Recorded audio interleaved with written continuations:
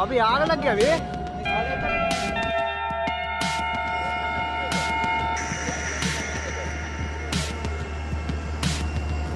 What's up guys? I hope you are doing well. I am Veer, welcome to stellar family. तो कैसे हो मेरे दोस्तों? मैं आशा करता हूँ शानदार तरीके से आप लोग अपनी लाइफ को एंजॉय कर रहे हो, अपनी सेहत, फैमिली और पढ़ाई का ध्यान काफ़ी अच्छे से रख रहे हो। आज है 23 जून। आज का इंपॉर्टेंट न्यूज़ एनालिसिस बहुत ही शानदार और उम्दा तरीके का रहने वाला है। बहुत सारी इन्फॉर्मेशन हम लोग यहाँ पर डिस्कस करेंगे, वो भी बैकग्राउंड के साथ में। तो ये है सोर्स जहाँ से अलग अलग आर्टिकल आप लोगों के निकल कर आने वाले हैं, और इसी के साथ में आज के न्यूज़पेपर का एक ओवरव्यू आप लोगों को मिलेगा, जिससे कि दुनियादारी में क्या चल रहा है वो आप लोग जान सकें। पर लेकिन आगे बढ़ने से पहले आज है इंपॉर्टेंट डे, जो कि है वर्ल्ड रिफ्यूजी डे। ये 20 जून को सेलिब्रेट किया जाता है। तो यहाँ पर सारी बातें अच्छे से डिस्कस करूंगा, टकटकी लगाकर लेक्चर को देखिएगा और अच्छे से आप लोग एंजॉय कीजिएगा, तभी लंबे समय तक आप लोग चीज़ों को जो है वो याद रख पाएंगे।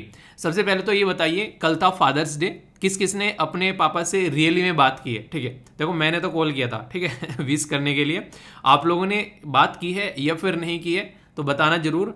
अगर नहीं की है तो ये गलत बात है, कम से कम बात आप लोगों को जरूर करनी चाहिए यार। पेरेंट्स के जितने ज़्यादा करीब रहोगे उतना ही ज़्यादा आप लोगों का माइंड स्टेबल रहेगा, आप लोगों का माइंड ना एग्जाम में फोकस रहेगा। अगर कोई काम करते हो तो उसमें फोकस रहेगा, क्योंकि जब जब हम लोग अपने मम्मी पापा के बारे में सोचते हैं ना, हमारा और ज़्यादा मेहनत करने का मन करता है। क्यों? क्योंकि हमारे मम्मी पापा ने हमारे लिए इतना कुछ किया होता है आउट ऑफ द बॉक्स जाकर, कि कोई एक नॉर्मल इंसान कर ही नहीं सकता है। तो इसलिए ज़रूरी है कि आप लोग भी उसके ऊपर थोड़ा सा फोकस दें, ठीक है। और बाकी कल 2 पेपर थे, एक तो एमपीपीएससी का और दूसरा वेस्ट बंगाल पीसीएस का। तो किस किस ने कैसे कैसे किस तरीके से अटेम्प्ट किया, आप लोग बताइए। कैसा आप लोगों का बेसिकली रहा जो पेपर आप लोगों ने जब देखा? कई सारे बच्चों ने मेल किया, मैंने देखा, अभी पेपर सेंड कर रखे हैं आप लोगों ने। मैं बीच बीच में पेपर अब आप लोगों से डिस्कस किया करूंगा, जहां जहां भी मुझे लगे कुछ क्वेश्चन ऐड करने, मैं क्वेश्चन जरूर ऐड किया करूंगा, ठीक है। बहुत सारे बेसिकली जैसे यूपी पीसीएस के थे और इस यूपीएससी के क्वेश्चन बहुत सारे इसी के साथ में। यूपीएससी के तो आप लोगों ने देखा है, मैं टाइम टू टाइम इंक्लूड करता रहता हूँ, ठीक है। अब कुछ ऐसे भी क्वेश्चन रहा करेंगे जो मुझे लगेगा अच्छे क्वेश्चन है, तो स्टेट पीसीएस में से भी उठा लिया करेंगे, ठीक है। तो उसको आगे या फिर वीडियो के एंड में या फिर बीच में जहां भी कोई टॉपिक से रिलेटेड आया करेगा उसको भी डिस्कस कर लिया करेंगे। तो अच्छे से एंजॉय कीजिए और रिवीजन करते रहिए अच्छे से यार। जितना चीजों को रिवाइज करोगे उतने ही लंबे समय तक याद रख पाओगे। और आज का शेड्यूल आप लोगों का क्या रहने वाला है, आज क्या क्या आप लोग कवर करने वाले हैं, कमेंट बॉक्स में जरूर लिखना। Point number 1। पॉइंट नंबर 2, जब वीडियो कंप्लीट हो जाएगी 5 मिनट तक आंख बंद कर कर रिकॉल जरूर करना कि आज जो है आप लोगों ने बेसिकली क्या सीखा इस वीडियो से, उसको रिकॉल करने की कोशिश करना। लंबे समय तक आप लोग याद रख पाओगे।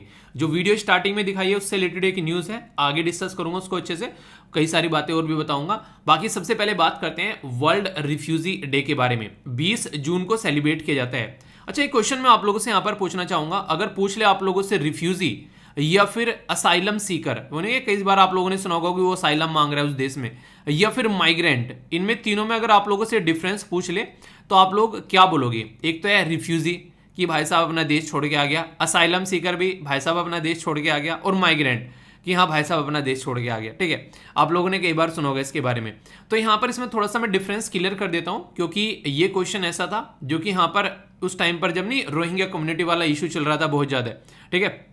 तो उस टाइम पर यहाँ पर ये क्वेश्चन आप लोगों से कई सारे बच्चों से इंटरव्यू में भी पूछा गया कि अच्छा रिफ्यूजी और असाइलम सीकर में क्या डिफरेंस है। तो आप लोगों को इसको पता होना चाहिए।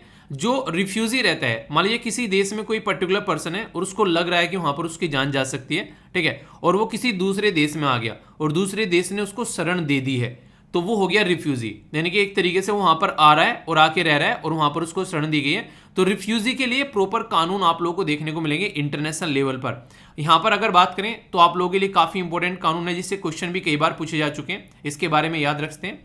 एक है रिफ्यूजी 1951 का, और इसी के बाद में फिर उसमें कुछ और ऐड किया गया, और 1967 के प्रोटोकॉल हैं इंटरनेशनल लेवल पर, जिनको आप लोग रिफ्यूजी कन्वेंशन बोलते हैं। तो यूनाइटेड नेशन के रिफ्यूजी कन्वेंशन जो 1951 का है, 1951 का है, जो रिफ्यूजी के बारे में बात करते हैं, तो वो जो कन्वेंशन है वो हमारी कंट्री के द्वारा साइन नहीं किया गया है। सबसे बड़ी बात यह है जो कि इंपॉर्टेंट क्वेश्चन बनता है।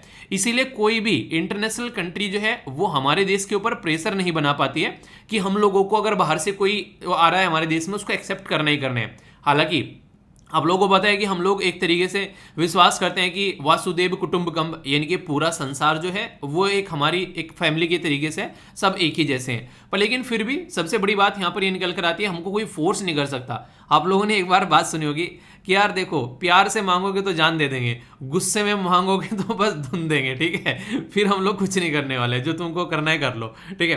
तो प्यार से हम हिंदुस्तानी में बात जरूर होती है, प्यार से हम लोग जान तक दे दे भाई, सर लुट जाते हैं, ठीक है। तो वो वाली बात है, पर गुस्से में कुछ नहीं। तो इंटरनेशनल लेवल पर जब प्रेशर बनाया जाता है, अभी देखा आप लोगों ने अजय शंकर साहब ने फटाफट क्या क्या जवाब दिए, सबका मुंह जो है वो बंद कर दिया। तो ये जो कन्वेंशन है, जब हमारे देश में रोहिंग्या कम्युनिटी के जो लोग आ रहे थे, उस टाइम पर बोला गया इनको वापसी डिपोर्ट किया जाए। क्यों? क्योंकि हमारे देश पर कोई प्रेशर नहीं बना सकता इंटरनेशनल लेवल पर कि हम लोग को उनके एक्सेप्ट करना है। क्यों? क्योंकि हम लोग जो यहाँ पर ये कन्वेंशन है, जिसको यूनाइटेड नेशन रिफ्यूजी कन्वेंशन बोलते हैं, उसको हम लोगों ने साइन नहीं किया है।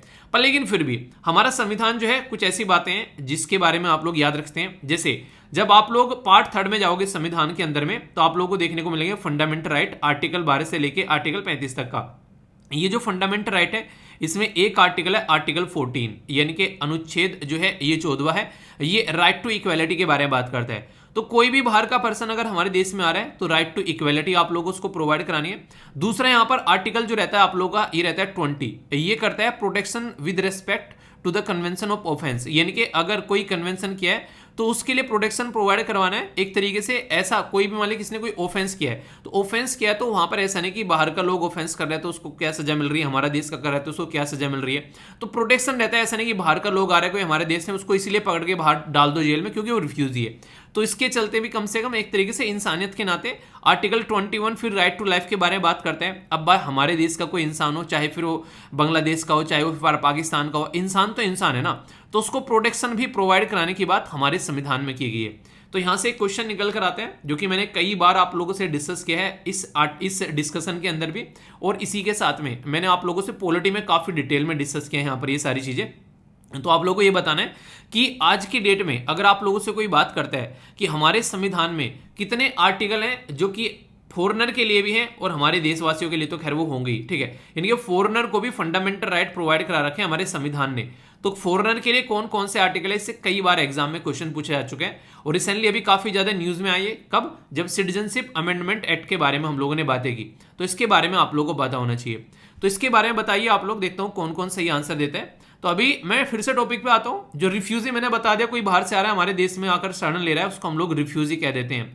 असाइलम सीकर वो बेसिकली रिफ्यूजी बनने से पहले की स्टेज होती है, यानी कि अब तक लीगली रिकॉग्नाइज नहीं किया गया रिफ्यूजी है, वो वेट कर रहा है कि उसको बोले कि भाई साहब आजा तू हमारे देश में।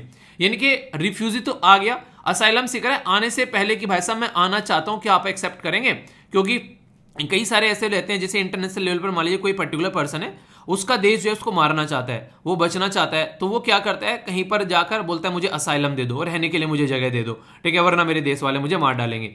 तो वो होता है असाइलम सीकर। अब तक मिला नहीं उसको रिफ्यूजी स्टेटस, वो बोल रहा है कि दे दो भाई साहब मुझे, मेरी जान बच जाएगी।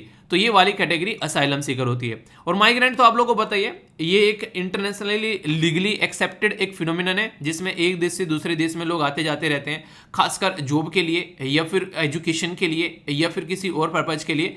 तो ये आप लोग को देखने को मिलेगा। तो रिफ्यूजी, असाइलम सीकर और माइग्रेंट, इनमें तीनों में डिफरेंस आप लोगों को पता रहेगा, तो कोई दिक्कत नहीं रहेगी। तो 20 जून को ये डे सेलिब्रेट किया जाता है, और यहाँ पर ये बेसिक पर्पज इसका ये रहता है कि जो भी रिफ्यूजी हैं उनको कम से कम उनके अधिकार तो मिले, एक इंसान है वो इंसान के तरीके से उनको ट्रीट तो किया जाए। तो इसी के चलते यहाँ पर ये डे सेलिब्रेट किया जाता है। इसी के बेस पर यहाँ पर थीम रखी गई है टुगेदर वी साइन, यानी कि हम चमकते हैं साथ में मिलकर, और बोला गया help refugee by letting their artistic side sign, यानी कि एक तरीके से जो रिफ्यूजी हैं उनके अंदर भी कोई ना कोई कलाकारी जरूर होगी यार, उनकी कला को भी बाहर निकल कर आने दो, यानी कि तुम तो किसी और देश के अंदर हो, हम तुमको ये अधिकार नहीं देंगे, तो वो वाली हरकतें नहीं होनी चाहिए। तो रिफ्यूजी को एक अच्छी खासी सपोर्ट यहाँ पर मिलनी चाहिए, उसके बारे में यहाँ पर बात की जा रही है, ठीक है। तो ये था पूरा इंपॉर्टेंट डे क्या पूरा टॉपिक करवा दिया आप लोगों का। जो आर्टिकल है वो आर्टिकल आप लोगों को पता होने चाहिए। इंटरनेशनल रिफ्यूजी कन्वेंशन के बारे में भी आप लोगों को बता दिया, जहां से ऑलरेडी क्वेश्चन पूछे जा चुके हैं। फंडामेंटल राइट में कहां कहां पर इसके बारे में रखा हुआ है, और जो क्वेश्चन पूछा है उसका आंसर आप लोग जरूर दीजिएगा, ठीक है। आगे बढ़ते हैं। आज एक इंपॉर्टेंट कोटेशन आप लोगों के लिए, ये काफी इंपॉर्टेंट है, थोड़ा सा इसको अंदर तक जाने देना तो आप लोग समझ पाओगे। बोला गया है रिमेंबर द डे यू, एक तरीके से देखिए क्या होता है, हम लोग जिंदगी में ना हम लोग उस चीज को भूल जाते हैं जब हम लोग किसी चीज को अचीव करना चाहते हैं और जब वो चीज हमको मिल जाती है। आप लोग खुद सोचो, मान लीजिए आप लोग चाहते हैं आज की डेट में कोई पर्टिकुलर टारगेट को अचीव करना, और आप लोगों ने कई सारे छोटे मोटे टारगेट लाइफ में, बड़े बड़े कोई टारगेट आप लोगों ने अचीव भी किए होंगे।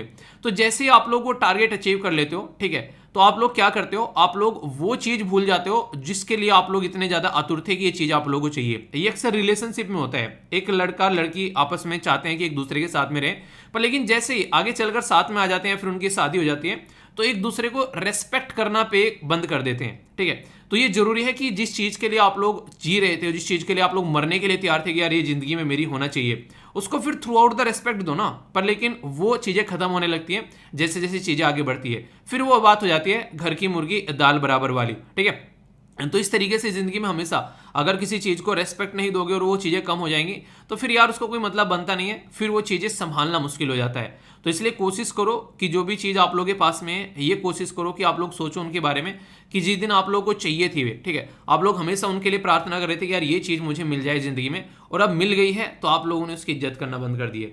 तो ये नहीं होना चाहिए। ये पर्सनल लाइफ में भी इसको इंप्लीमेंट करिएगा आप लोग। अगर किसी चीज को चाहते हो तो उसके ऊपर फोकस भी उतना ही करो। ठीक है, तो ये बातें यहां पर बोली गई है। ओके, आज की जो मेंस आंसर राइटिंग की कोटेशन या फिर एसे राइटिंग की कोटेशन है, ये काफी इंपॉर्टेंट है। बात की जा रही है you educate a man, you educate a man, you educate a man, you educate A women, you educate A generation. यानी कि ये जो है बेसिकली ये ब्रिंघम यंग के द्वारा ये बात बोली गई थी कि अगर आप लोग एक पुरुष को पढ़ाते हो तो आप लोग एक पुरुष को पढ़ाते हो, पढ़ेगा लिखेगा, अपनी लाइफ में नौकरी करेगा, आगे बढ़ेगा और कहानी खत्म।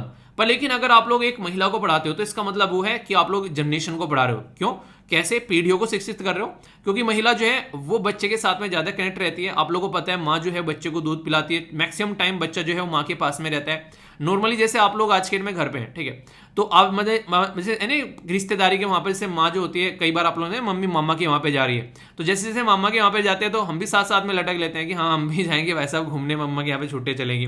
पापा जो रहते हैं वो अपना वहीं पे रहते हैं, अपना काम कर रहे हैं, जॉब पे जा रहे हैं, वो सारी चीजें। तो कहीं रिश्तेदारी में जाना है तो मम्मी के साथ साथ में पुल्लू पकड़ के हम लोग घूमते रहते हैं। तो ये क्या होता है, ये होता है एक तरीके से हम मैक्सिमम बच्चा जो रहता है वो माँ के साथ में कनेक्ट रहता है, तो माँ का ज्यादा इंपैक्ट पड़ता है बच्चे के ऊपर। तो माँ जैसी शिक्षा देती है, बच्चा मैक्सिमम चांसेस होते हैं कि वो वैसा बने। तो माँ जितने अच्छे से बच्चों को एजुकेट कर पाती है उतना ही बेहतरीन बच्चा जो है वो आगे निकल कर आता है। तो ये काफी बड़ी बात है। इसीलिए कई बार आप लोगों ने सुना होगा कि ये बच्चा कैसा है, कि जैसे इसके घर ने संस्कार, इसके घर वालों ने संस्कार दे रखे हैं, ऐसा ही है। और ये रियलिटी है, क्योंकि मैक्सिमम टाइम बच्चा जो है वो अपने घर में बिताता है, तो घर के संस्कार जैसे रहेंगे वैसा ही वो बच्चा आप लोगों को आगे देखने को मिलेगा। ये है आज का क्विज जो कि फादर्स डे के बारे में बात कर रहा है, और जो लास्ट क्विज था उसके बारे में आप लोगों को देखने को मिलेगा। ये है यहाँ पर उसका आंसर, और ये पिक्चर है पहचानो कौन। यहाँ पर आप लोगों को डेली एक पिक्चर दी जाती है इस क्विज के अंदर में, और बात करते हैं कि पहचानो किस पिक्चर के अंदर आप लोगों को क्या देखने को मिल रहा है। तो देखो किसी को समझ में आ रहा है किस चीज की पिक्चर है ये, और अगले दिन इसका आंसर भी मिलता है। अगर आप लोग देखोगे टेलीग्राम पर जाकर क्विज वगैरह पूछे जाते हैं, उनका आंसर भी मिलता है। और यहाँ पर आप लोगों के लिए कुछ नोट्स भी शेयर किए जा रहे हैं। वैसे तो ये आप लोग जाएंगे सेलिपीडिया पर, तो ये देखिएगा आप लोग यहाँ पर, ये काफी इंपॉर्टेंट है, जो खासकर हिंदी और इंग्लिश में दोनों में आप लोगों को देखने को मिल जाते हैं। तो इनको आप लोग देखिए अच्छे से, आप लोग इनको अपने पास में रखिए ताकि कोई भी दिक्कत आप लोगों को देखने को न मिले। और बाकी यहाँ पर जो भी क्विज वगैरह सारी चीजें मैं यहाँ पर डालता रहता हूँ। ठीक है, आंसर राइटिंग में डेली 2 क्वेश्चन देता हूँ, उनको आप लोग जरूर प्रैक्टिस कीजिए, और एक दूसरे का आंसर जो है वो भी रिव्यू जरूर करना है। पीडीएफ भी आप लोगों को यहाँ पर टेलीग्राम पर मिल जाती है, तो वो पीडीएफ भी आप लोग देख सकते हैं। और ये आंसर राइटिंग ग्रुप हो गया, तीनों के तीनों फ्री ऑफ कॉस्ट है। आंसर लिखिए, एक दूसरे का रिव्यू कीजिए और आगे बढ़िए। ठीक है, एक और इंपॉर्टेंट न्यूज अगर बात करें यहाँ पर, ये अग्निपथ स्कीम के बारे में बात की जा रही है। तो गवर्नमेंट ने साफ साफ मना कर दिया कि अग्निपथ स्कीम को वापस नहीं लिया जाएगा। तो अग्निपथ स्कीम जो है ये एक प्रोग्रेसिव स्टेप है, इसको आगे लेकर चलेंगे और इसको रोल बैक नहीं किया जाएगा, बल्कि इसको अभी यहाँ पर और इंप्लीमेंट करने का पूरा मामला तैयार कर दिया है। बोला गया पहला बैच जो है वो अग्निवीर का, वो यहाँ पर आने वाले टाइम में आप लोगों को देखने को मिलेगा एंड ऑफ 2022, यानी कि इस साल के अंत तक अग्निवीर जो है वो फोर्स में आप लोगों को नजर आएंगे। हालांकि जो अपोजिशन है उन्होंने भारत बंद का ऐलान किया है इस मुद्दे को लेकर, और इसी के साथ में ये बोला गया है कि यहाँ पर जो गवर्नमेंट है कि अग्निवीर को अलग अलग रैंक्स यहाँ पर देखने को मिलेगी और बहुत सारे फायदे देखने को मिलेंगे। अब आज ही के न्यूज़पेपर में एक पर्टिकुलर डेटा पॉइंट है जो कि यहाँ पर दिया गया है अग्निपथ और यहाँ पर पेंशन के बारे में। आखिर क्यों गवर्नमेंट यहाँ पर लाना चाहती है ये पर्टिकुलर अग्निवीर जैसी स्कीम। देखिए बेसिक मुद्दा क्या है, जो भी हमारी कंट्री में बजट जाता है यहाँ पर गवर्नमेंट का, उसका मैक्सिमम बजट जो है वो पेंशन में इस्तेमाल हो जाता है। तो यानी कि जो रिसर्च एंड डेवलपमेंट करना है उसमें ओनली 5% जा रहे हैं। ठीक है, या फिर हम लोग को मॉडर्नाइज करना है अपनी फोर्सेस को, उसमें 30% जा रहा है। और मैक्सिमम पैसा जो हो रहा है वो कहां पे जा रहा है, वो जा रहा है यहां पर आज की डेट में, जो कि पेंशन के अंदर में।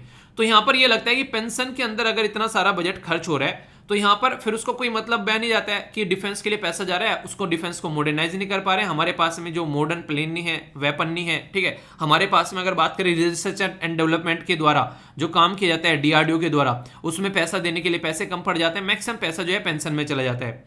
तो पेंशन में जो पैसा जा रहा है उसको कम करने के लिए गवर्नमेंट जो है ये स्कीम यहां पर लेकर आ रही है। तो ये यहां पर डेटा का एनालिसिस किया गया है। जब पेंशन के बारे में बात करते हैं तो अलग अलग एरिया में पेंशन आप लोगों को देखने को मिलेगी, जैसे कि पेंशन वर्सेस मिनिस्ट्री, कौन कौन सी मिनिस्ट्री सबसे ज्यादा पेंशन दे रही है।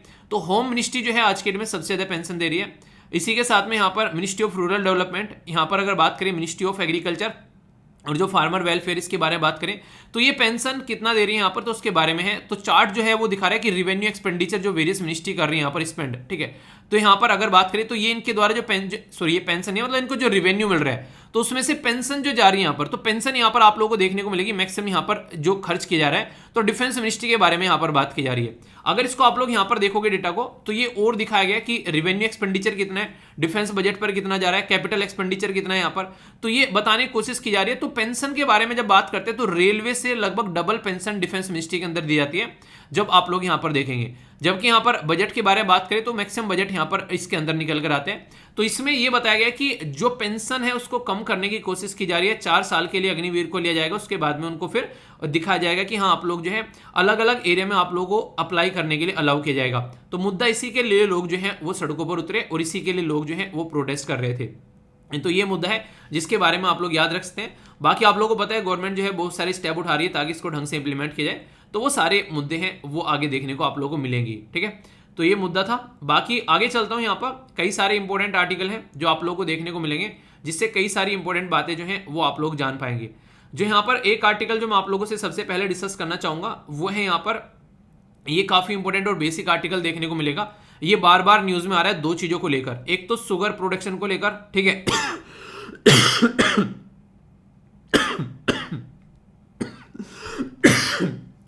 क्या हो गया, सॉरी यार, सॉरी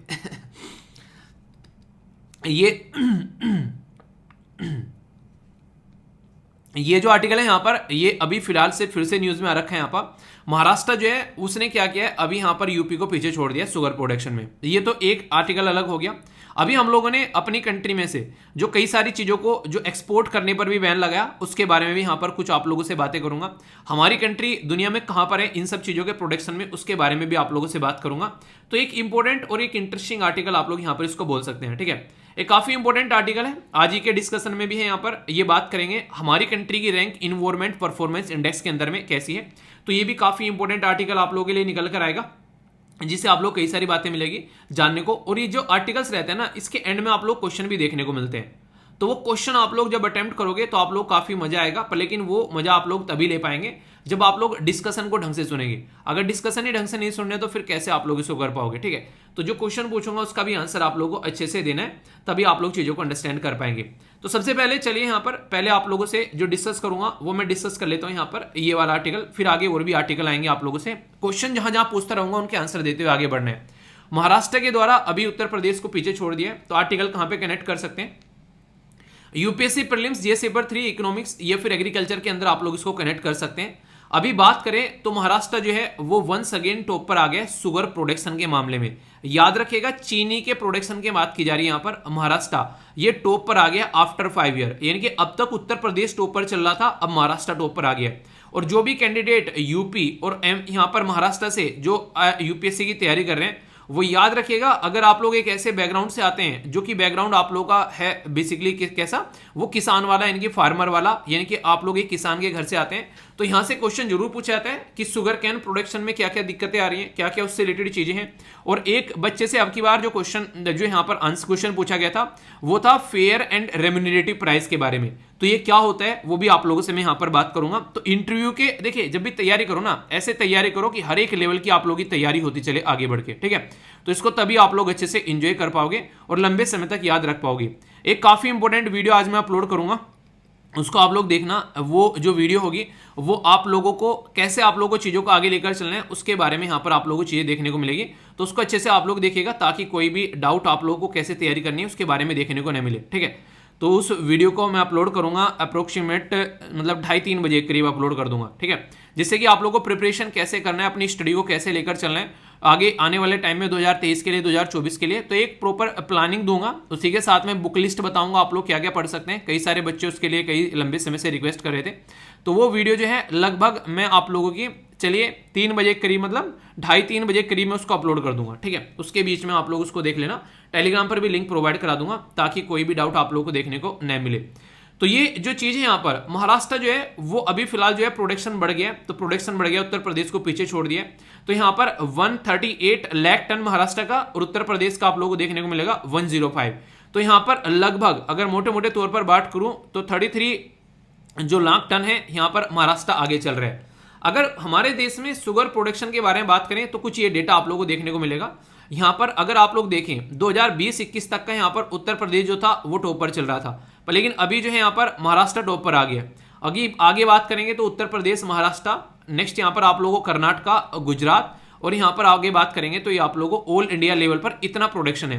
यानी कि 4 राज्य इंक्रीजिंग या डिक्रीजिंग ऑर्डर में कोई पूछ ले भाई साहब बताओ चिन्नी, पहले तो आप लोगों से ही पूछ लेगा कि अच्छा ये बताओ चिन्नी खाना पसंद किसको है। चिन्नी नहीं चीनी, ठीक है, शुगर शुगर शक्कर ब्राउन शुगर खाना किसको पसंद है। आप लोग बोलेंगे मीठा खाना पसंद है, इंटरव्यूअर बोलेगा हाँ, आप लोगों से पूछेगा आप लोग बोलेंगे जी हाँ बहुत पसंद है। अच्छा ये बताओ सबसे ज्यादा चीनी कौन सा राज्य में प्रोड्यूस की जाती है। आप लोग बोला सर खाना पसंद है, ये फालतू की चीजें नहीं तो मतलब कहने का ये है कि आप लोगों की हॉबी से ये पता चलता है कि आप लोग चीजों को लेकर कितने अवेयर है, ठीक है। तो उसी के बारे में याद रखिएगा। तो यहाँ पर रीजन क्या है कि इतना ज्यादा यहाँ पर शुगर जो है महाराष्ट्र के अंदर देखने को मिला। तो पानी अच्छा खासा सप्लाई हुआ, मॉनसून का पीरियड अच्छा खासा रहा, जिसके चलते किसानों ने भी अपना यहाँ पर अच्छा खासा फसल की केयर करी, तो प्रोडक्शन जो है चीनी का वो अच्छा खासा हो गया यहाँ पर।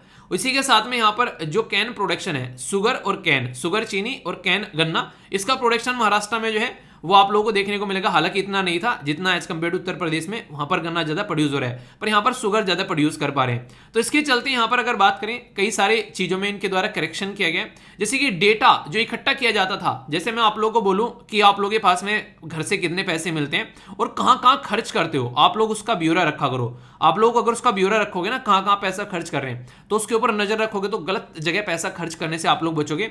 अगर आप लोग लिखते नहीं हो ना कि पैसा खर्च कहां कर रहे हो, तो आप लोगों का पैसा वैसे ही चला जाता है। तो एक एक रुपया कहां भी खर्च कर रहे हो, ये चिंदीगिरी नहीं है, मैं लिखने के लिए बोल रहा हूं। तो इसका मतलब है कि आप लोग अपने ऊपर नजर रख रहे हो, और अभी अगर ये फाइनेंशियल एजुकेशन आप लोग सीख गए तो जिंदगी भर आप लोगों को फायदा पहुंचाएगी। तो जहां जहां पर जो भी पैसा खर्च करते हो उसके बारे में जरूर लिखा करो। अगर लिखोगे नहीं तो पता नहीं रहेगा कहां कहां पर कितना पैसा खर्च कर दिया।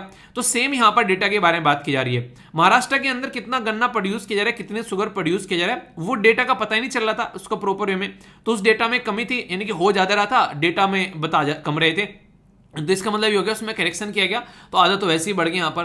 तो यहाँ पर उसी के चलते अल्टीमेटली जो रिजल्ट इंक्रीज हो गया, जो यहाँ पर ये इतना तो इंक्रीज हो गया लगभग एक आप लोग मोटे मोटे लाख हेक्टेयर जो एरिया है शुगर कैन प्रोडक्शन का, तो वो यहाँ पर इंक्रीज होता हुआ नजर आया। तो यानी कि हम लोगों को प्रॉपर एक एनालिसिस करना चाहिए क्या क्या हम लोग काम कर रहे हैं पूरे दिन में, उसी के चलते हम लोग अच्छा डेटा को एनालाइज कर पाएंगे। अब उत्तर प्रदेश के बारे में अगर बात करें कि उसके वहां पर डिक्लाइन क्यों हो गया, देखिए डिक्लाइन ऐसा नहीं कि उत्तर प्रदेश ने जो है यहाँ पर गन्ना प्रोड्यूस करना बंद कर दिया, ऐसी बात नहीं है।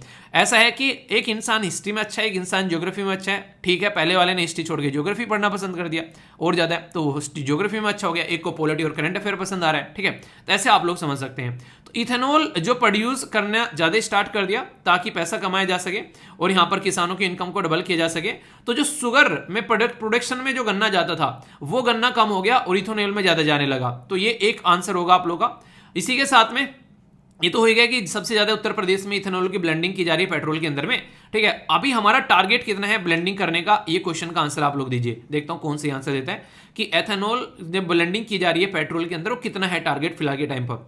अगर बात करें कई जगह यहाँ पर पानी इतना ज्यादा बरस गया कि खेतों में पानी पानी है, ऐसा लग रहा है धान लगाना है, भाई गन्ना लगाना है, गन्ना तो सड़ जाएगा, इतना पानी भरा रहेगा 24 घंटे। तो कई जगह देखने को मिला जिसको वाटर लॉगिंग बोलते हैं आप लोग, उसकी वजह से भी यहाँ पर कहानी खराब होगी। इसी के साथ में आप लोग अगर किसान के परिवार से आते हैं तो कुछ जातियां तो आप लोग जानते हो गन्ने की, जैसे 48 होता है, ठीक है, 64 होता होता है। तो ये एक गन्ना जो है ये उगाया जाता है। तो यहाँ पर जब गन्ना, ये कुछ वैरायटी है, ऐसे यहाँ पर CO0 ये 38 बोल देते हैं कि 38 वैरायटी है। तो 38 वैरायटी में जो सबसे ज्यादा जो दिक्कतें देखने को मिलती हैं वो है ये गन्ने काने निकल जाता है। बोला गन्ना काना है यार ये तो, ठीक है, तो अंदर से सड़ जाता है ये। तो इस तरीके की जो बीमारी देखने को मिलती है इसको बोलते हैं रेड रूट फंगल डिजीज, ठीक है। तो इसकी वजह से गन्ने की क्वालिटी जो है वो बर्बाद हो जाती है। तो फंगल एक तरीके की डिजीज है यहाँ पर ये, जिसकी वजह से पैदावार कम होती है। तो पानी बहुत ज्यादा बरस गया, यहाँ पर इथेनॉल में यूज करने स्टार्ट कर दिया और बीमारी लग गई। तो इसकी वजह से उत्तर प्रदेश तो है वो दूसरे नंबर पर आ गया शुगर प्रोडक्शन के मामले में। तो ये बातें हैं यहाँ पर लेकिन फिर भी अगर कुछ बेसिक चीजें आप लोगों से कोई पूछने लगे तो इसके बारे में पता होना चाहिए। जैसे शुगर कैन के बारे में टेम्परेचर क्या है यहाँ पर 21 से लेकर 27 होना चाहिए, ये याद रखिएगा। एक ह्यूमिड मौसम यहाँ पर होना चाहिए। रेनफॉल के बारे में बात करें तो लगभग 100 से लेकर 150 सेंटीमीटर तक बारिश होनी चाहिए। जो ये ऐसी मिट्टी होनी चाहिए जिसको डीप रिच लूम सोइल बोलते हैं, ठीक है। इसी के साथ में टॉप राज्य प्रोड्यूस करने वाले तो याद रखिएगा उत्तर प्रदेश, महाराष्ट्र, कर्नाटक, तमिलनाडु और बिहार। ये शुगर कैन की बात की जा रही है और वहां पर चीनी की बात की जा रही है, यानी कि यहां पर गन्ने की बात कर रहे हैं। गन्ने में अभी उत्तर प्रदेश टॉप पर है, पर लेकिन चीनी में महाराष्ट्र टॉप पर आ गया है। ये याद रखिएगा क्योंकि उत्तर प्रदेश एथेनॉल बना रहा है अपने गन्ने से, चीनी नहीं बना रहा है, तो इसलिए कंफ्यूज मत होना। ब्राजील के बाद में ब्राजील पहला, इंडिया दूसरे नंबर पर। ये इंटरेस्टिंग क्वेश्चन आप लोगों से बन जाते हैं। जो भी वैरायटी है यहाँ पर ये आज के डेट में यहाँ पर जो उगाई जाती है यहाँ पर, ठीक है, तो वेल ड्रेन जो सोयल है इसमें यहाँ पर उगाई जाती है और मैनुअल लेबर काफी ज्यादा लगती है। आप लोगों ने देखा होगा गन्ने को छीलते हैं, फिर उसके बाद में उसको बांध के उससे कि मतलब पूरा एक प्रोसीजर रहता है। पहले तो उगाने वाली बात आप लोगों ने देखी होगी, आप लोगों ने पिक्चर देखी इंस्टाग्राम पे, मैंने एक बार शेयर की थी जिसमें खेतों में गन्ने उगा रहे थे, ठीक है। तो गन्ने जो उगाने का जो प्रोसीजर होता है वो बड़ा ही एक तरीके से मेहनत वाला होता है यार, वो एक आसान नहीं होता है। तो उसमें काम करना जो है काफी टफ काम रहता है, तो उसके बारे में आप लोग समझ सकते हैं। तो यहाँ पर शुगर हो गया, गुड़, जैगरी, तो ये गन्ने से ही बनाई जाती है सारी चीजें। आप लोगों ने खाई भी होगी और आप लोगों को पसंद भी होगी। तो ये सारी चीजें यहीं से निकाल कर लाई जाती हैं। तो ये कहीं ना कहीं आप लोग इसको याद रख सकते हैं। इसी के साथ में यहाँ पर गवर्नमेंट की स्कीम है, जैसे कि यहाँ पर अगर बात करें यह extended financial assistance to sugar undertaking, एक तो ये स्कीम है और दूसरा नेशनल पॉलिसी ऑन बायोफ्यूल। तो गवर्नमेंट के इनिशिएटिव है यहाँ पर इन चीजों से रिलेटेड जो कि आप लोग यूज कर सकते हैं।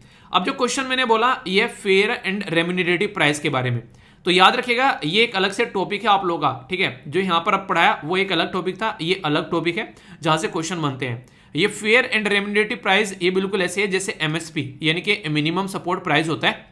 ये रंगराजन कमेटी के द्वारा रिकमेंड किया गया था कि गन्ने के लिए प्राइस लेकर आना है। सेंटर और स्टेट दोनों का अलग अलग देखने को मिलेगा। फेयर एंड रेम्यूनरेटिव प्राइस जो है ये डिटरमाइन करता है रिकमेंडेशन, जो किसके बेस पर, commission for agriculture cost and price के बेस पर, जहां से चीजें निकल कर आती है। और ये प्राइम मिनिस्टर मोदी साहब के द्वारा चेयर किया जाता है, यानी कि प्राइम मिनिस्टर के द्वारा चेयर किया जाता है, जो भी प्राइम मिनिस्टर देश के होंगे। अब यहां पर इंपॉर्टेंट बात यहां पर ये फेयर एंड रेम्यूनरेटिव प्राइस जो आप लोगों ने दे दिया वो सही है, पर लेकिन इसके बाद में जो इंपॉर्टेंट मुद्दा निकल कर आएगा, सेंटर का जो प्राइस है वो हमेशा कम होगा स्टेट के प्राइस से। क्यों? क्योंकि सेंटर ने तो डिसाइड कर दिया, ये बिल्कुल ऐसे जैसे यूनाइटेड नेशन ने एक कानून बना दिया, यूएन ने, अब अलग अलग कंट्री उसमें से निकालकर अपने कानून बना रही है। ऐसे सेंटर ने एक प्राइस रख दिया कि भाई साहब इतना तो रहेगा, इससे नीचे नहीं जाएगा।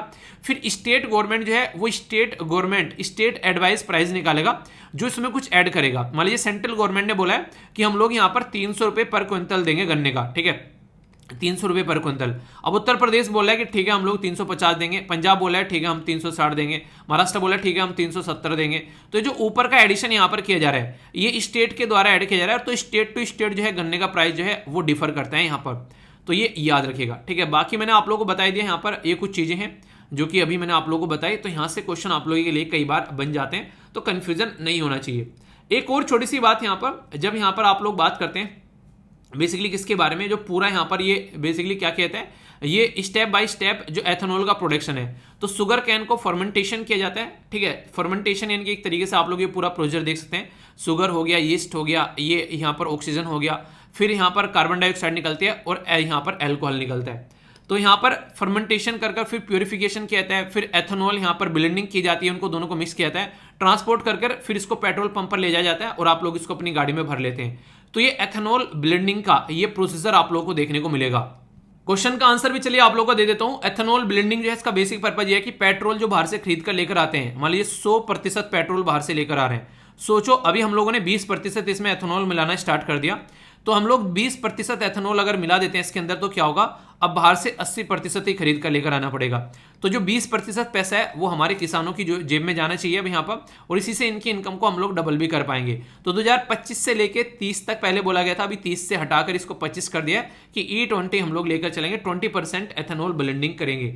तो ये पूरा प्रोसीजर ऐसे होता है जो कि आप लोगों को पता होना चाहिए, तो कंफ्यूजन नहीं होना चाहिए इसके बारे में, ठीक है। अभी बात की जा रही है, ये स्टेटमेंट है शुगर कैन के बारे में। तो यहाँ पर शुगर कैन जो है रिक्वायर होती है हॉट एंड ह्यूमिड क्लाइमेट, आप लोगों को बताना है।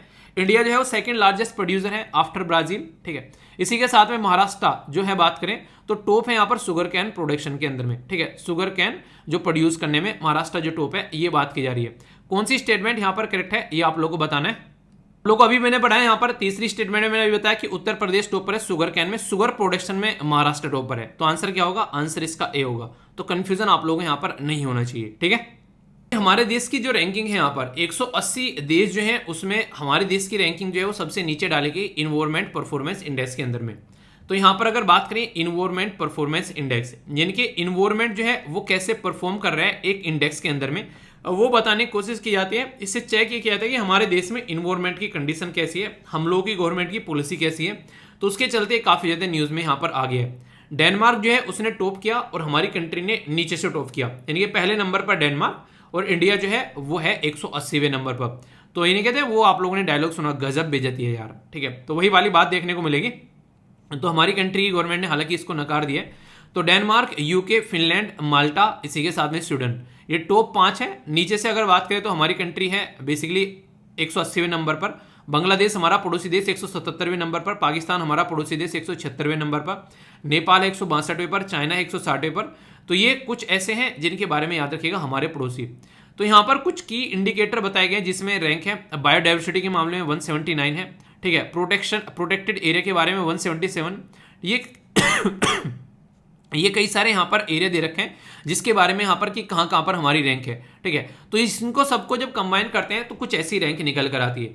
तो ये जो रैंक है ये हमारी कंट्री की जो रैंक है वो बताई गई है। तो डेनमार्क ने जो यहाँ पर टॉप किया है इस पर्टिकुलर इंडेक्स के अंदर में, तो यहाँ पर अचीव किया है टॉप पोजीशन, स्ट्रॉन्ग यहाँ पर इनका परफॉर्मेंस यहाँ पर देखने को मिलेगा इसके बारे में। यूके और फिनलैंड सेकंड और थर्ड पोजीशन पर है जैसे मैंने अभी बताया, और यूएसए जो है यहाँ पर ये 22 आउट ऑफ द 22 जो वेल्दी डेमोक्रेटिक है यहाँ पर, डेमोक्रेसीज है यहाँ पर, तो यूएसए भी एक अच्छी पोजीशन पर है, ठीक है। अगर बात करें in global waste and the 43 overall आप लोगों को देखने को मिलेगा। इसी के साथ में इंडिया की जो रैंक है वो 180वें पर है, पाकिस्तान और इनकी मैंने बताई थी। इंडिया जो है उसकी रैंक काफ़ी नीचे आ रखी है, हालांकि लास्ट टाइम जो थी 168, अब की बार यहाँ पर इन्होंने 180 के पार पहुँचा दी। डेनमार्क जो है ये यहाँ पर टॉप पर है, वो मैंने अभी बताया। तो सिचुएशन अब यहाँ पर ये कि हमारी कंट्री को अगर आप लोग ध्यान से देखोगे तो उसकी रैंक जो है वो इतनी बुरी यहाँ पर पहुँचा दी गई है। इन्वायरमेंट के बारे में बात की जा रही है तो याद रखिएगा सस्टेनेबल डेवलपमेंट गोल 13वां, क्लाइमेट एक्शन के बारे में बात करते हैं। इसी के साथ में लाइफ बिलो वाटर जो है वो 14वां है, और इसी के साथ में लाइफ ऑन लैंड। तो ये सारी की सारी जो चीजें हैं तीनों की तीनों साथ में चलेगी जब इन्वायरमेंट के बारे में बात करेंगे। तो जमीन के ऊपर, जमीन के अंदर, ये सारी बातें आप लोगों को इसके बारे में पता होनी चाहिए। तो इसी के चलते यहाँ पर ये बातें की जा रही है। तो हमारी कंट्री की जो रैंक है वो यहाँ पर मैंने अभी आप लोगों को बताई, तो उसी के चलते यहाँ पर परफॉर्मेंस आप लोगों के सामने है।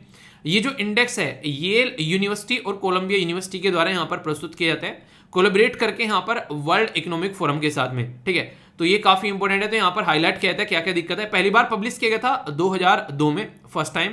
तो यूनाइटेड नेशन जो मिलेनियम डेवलपमेंट गोल, जिनको आज के डेट में आप लोग सस्टेनेबल डेवलपमेंट गोल बोलते हो, एक टाइम पर यहाँ पर मिलेनियम डेवलपमेंट गोल हुआ करते थे। तो वो जो थे यहाँ पर 2015 तक थे, 2015 के बाद में उनका नाम सत्य कर दिया। अब जो नए गोल निकल कर आ रहे हैं वो है सस्टेनेबल डेवलपमेंट गोल। टोटल 17 सस्टेनेबल डेवलपमेंट गोल हैं और उसके अंदर 169 टारगेट है। जो मिलेनियम डेवलपमेंट गोल थे वो टोटल कितने गोल थे और कितने टारगेट थे उनके अंदर, चलिए गोल बता दीजिए आप लोग, देखता हूँ किस किस को याद है, ठीक है। पुराने क्वेश्चन में ये कई बार डिस्कस भी किया जा चुका है आप लोगों से, फिर कल आंसर बताऊंगा तो आप लोग बता ही पाओगे, ठीक है। बात करते हैं 3 जो ऑब्जेक्टिव है यहाँ पर, इन्वायरमेंट की हेल्थ अच्छा रखना, इकोसिस्टम को जो अच्छे से लेकर चलना, और क्लाइमेट चेंज की भी चीज़ों को ध्यान रखना, ठीक है। तो ये काफ़ी इंपॉर्टेंट हो जाता है, इकोसिस्टम को ध्यान रखना, वरना दिक्कतें निकल कर आती हैं। ये मेन जो है यहाँ पर अगर बात करें तो वर्ल्ड इकोनॉमिक फोरम काफ़ी बड़ा रोल प्ले करती है। तो ये एक ऑर्गेनाइजेशन जो कि पता होना चाहिए आप लोगों को, 1971 में बनाई गई, स्विट्जरलैंड जेनेवा के अंडर इसका हेडक्वार्टर आप लोगों को देखने को मिलेगा। और वर्ल्ड की जो इकोनॉमिक है यहाँ पर इंटरनेशनल ऑर्गेनाइजेशन जो है वो यहाँ पर, और प्राइवेट जो इंस्टीट्यूशन है वो मिलकर काम करते हैं। इस तरीके से ये पूरा एक ऑर्गेनाइजेशन बनता है। अलग अलग बिजनेस कल्चर, इवन कई सारे यूट्यूबर भी आप लोगों ने देखे होंगे यहाँ पर जाकर पार्टिसिपेट करते हैं, ठीक है।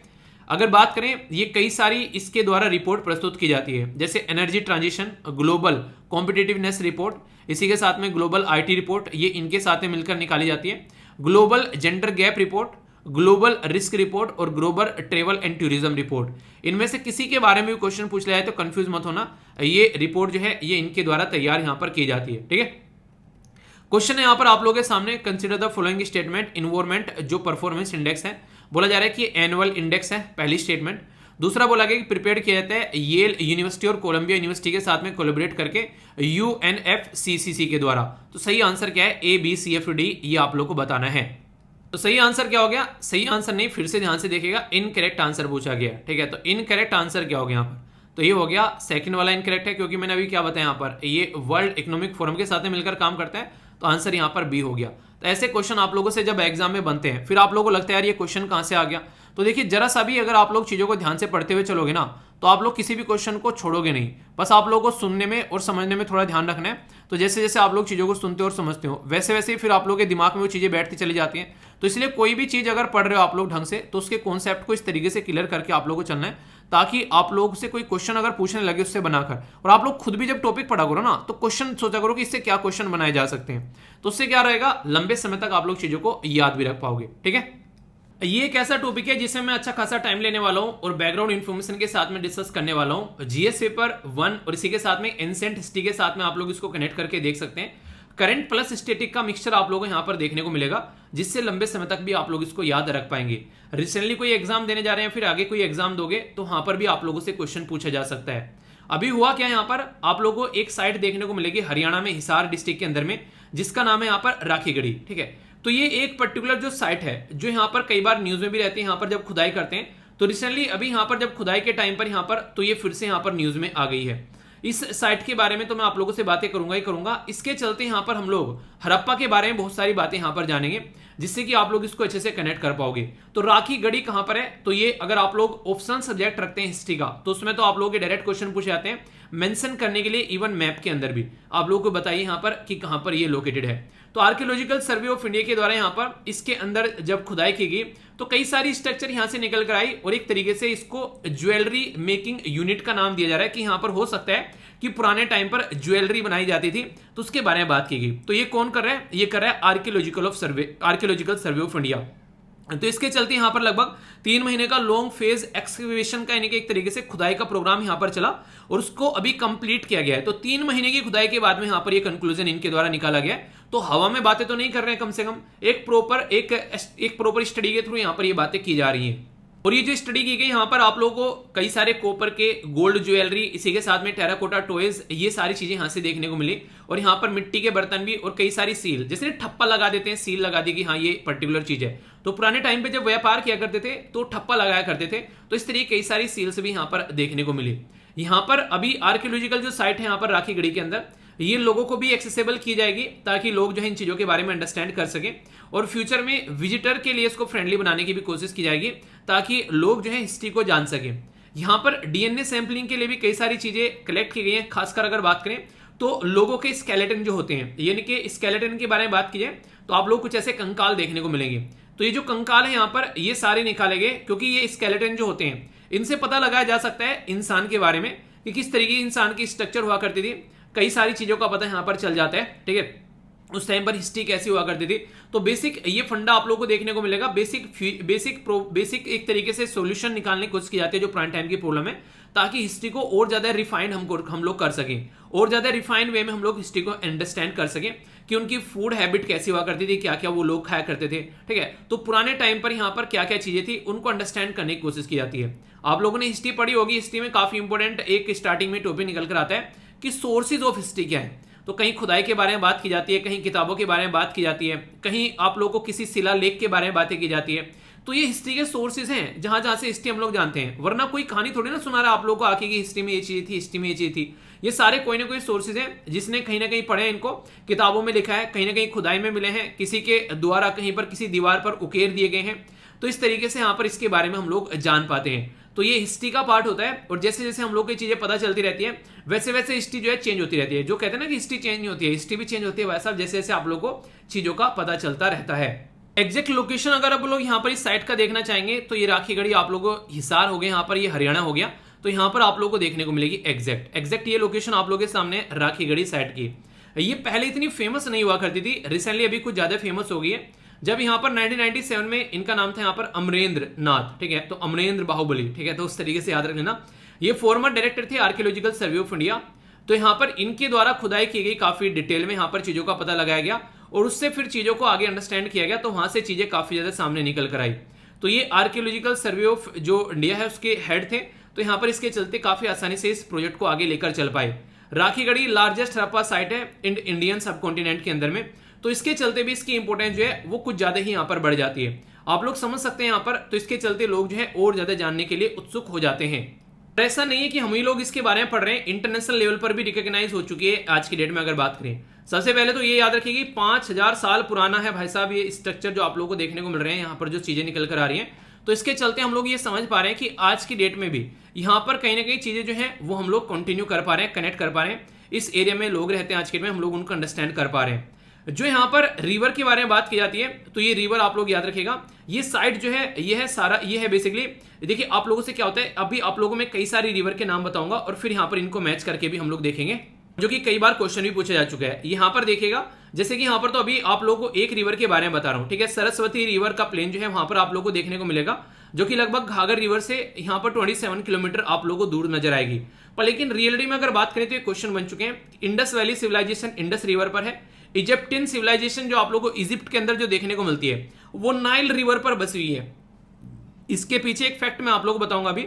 मेसोपोटामिया जो है यहाँ पर ये टिग्रिस या फिर इसको यूरोफेट रिवर भी आप लोग बोलते हैं। चाइनीज सिविलाइजेशन जो है ये हुआंग जो हो रिवर है उसके किनारे पर आप लोगों को देखने को मिलेगी। देखिए सिविलाइजेशन जो थी पुराने टाइम पर जब यहाँ पर लोग जाकर बसे थे वो किन एरिया में जाकर बसे थे, वहां जहां पर पानी होगा, क्योंकि पानी होगा तो अपनी डे बाय डे की जो जिंदगी है वो पूरा कर पाएंगे। अभी आप लोगों ने मोहनजोदारो नाम की मूवी देखी होगी ऋतिक रोशन की, अगर हाँ तो बताइए। उसमें आप लोगों ने देखा होगा कि वो नदी के किनारे बेसिकली रहा करते थे, ठीक है, उसके ऊपर बांध बनाया वो सारी चीजें और उसके बाद में गंगा के किनारे जाकर बसने लगे थे।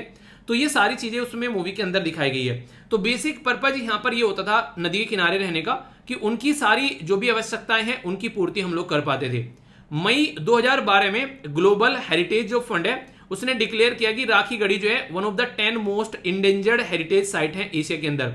मतलब वो साइट जो कि खत्म होने की कगार पर पहुंच रही है। इसका क्या मतलब होता है? इसका मतलब ये होता है कि मान लो कहीं पर एक टूटी फूटी कोई स्ट्रक्चर है और वहां पर कोई इसका ध्यान नहीं रख रहा है, लोगों ने क्या किया, एक दो ईंट उठाकर ले गए, कोई और कुछ उस स्ट्रक्चर उठाकर ले गया, कोई कुछ ले गया, तो देखते ही देखते वहां पर कई सारी ऐसी स्ट्रक्चर जो है वो दिल्ली में से खत्म हो चुकी है। ये खुद यहाँ पर आर्कियोलॉजिकल सर्वे ऑफ इंडिया बोलता है कि यहाँ पर कोई ना कोई स्ट्रक्चर हुआ करती थी वो खत्म हो चुकी है आज के डेट में। क्यों?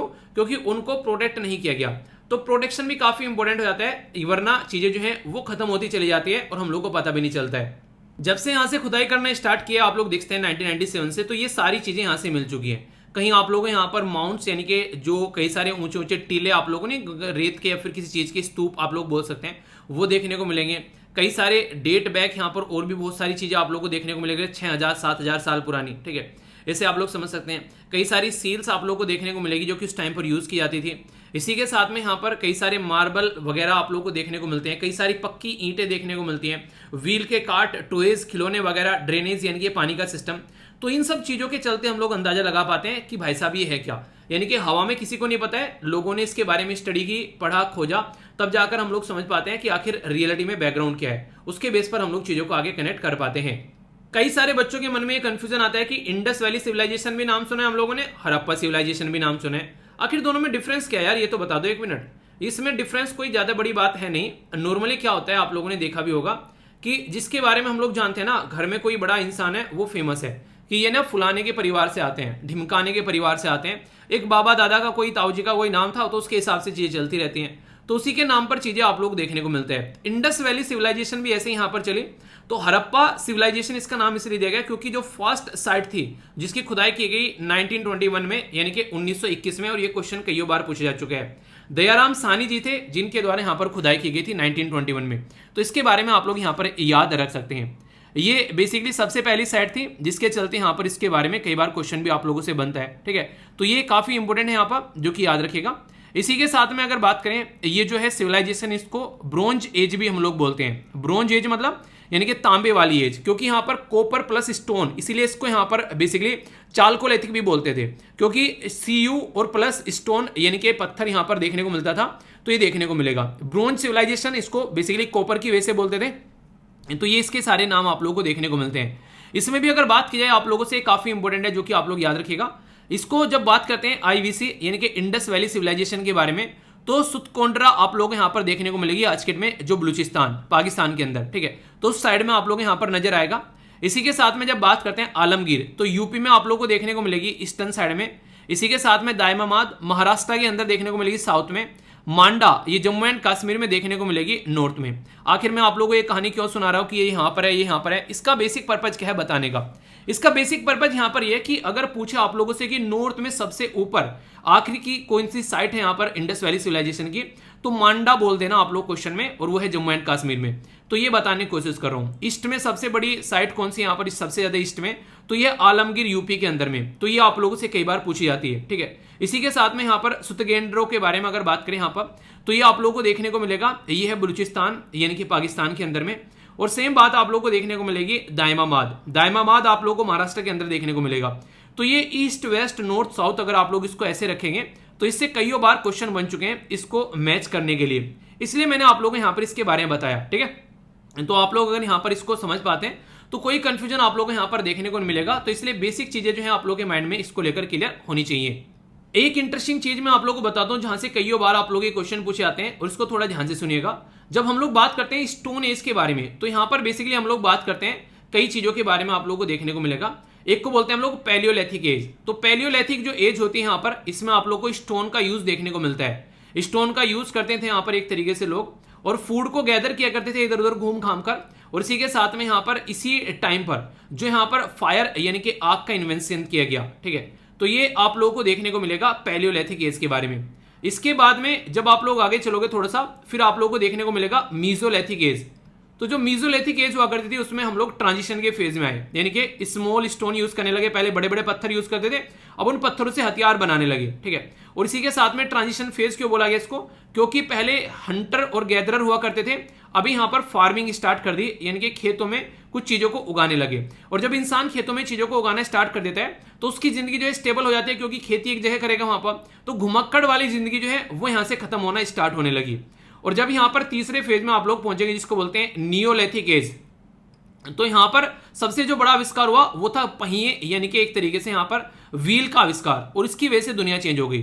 पहले आप लोग समझिए एक चीज से, किसी चीज को आप लोग रगड़ कर खींच कर लेकर जा रहे हैं तो जिंदगी कितनी टफ थी। अब यहां पर पहिए लगा दिए गाड़ी के अंदर में, और उसके ऊपर रखकर चीजों को आसानी से ले जा रहे हैं। पहले लोगों को आने जाने के लिए भी काफी दिक्कतें होती थी, ज्यादा सामान खींचने में दिक्कतें होती थी।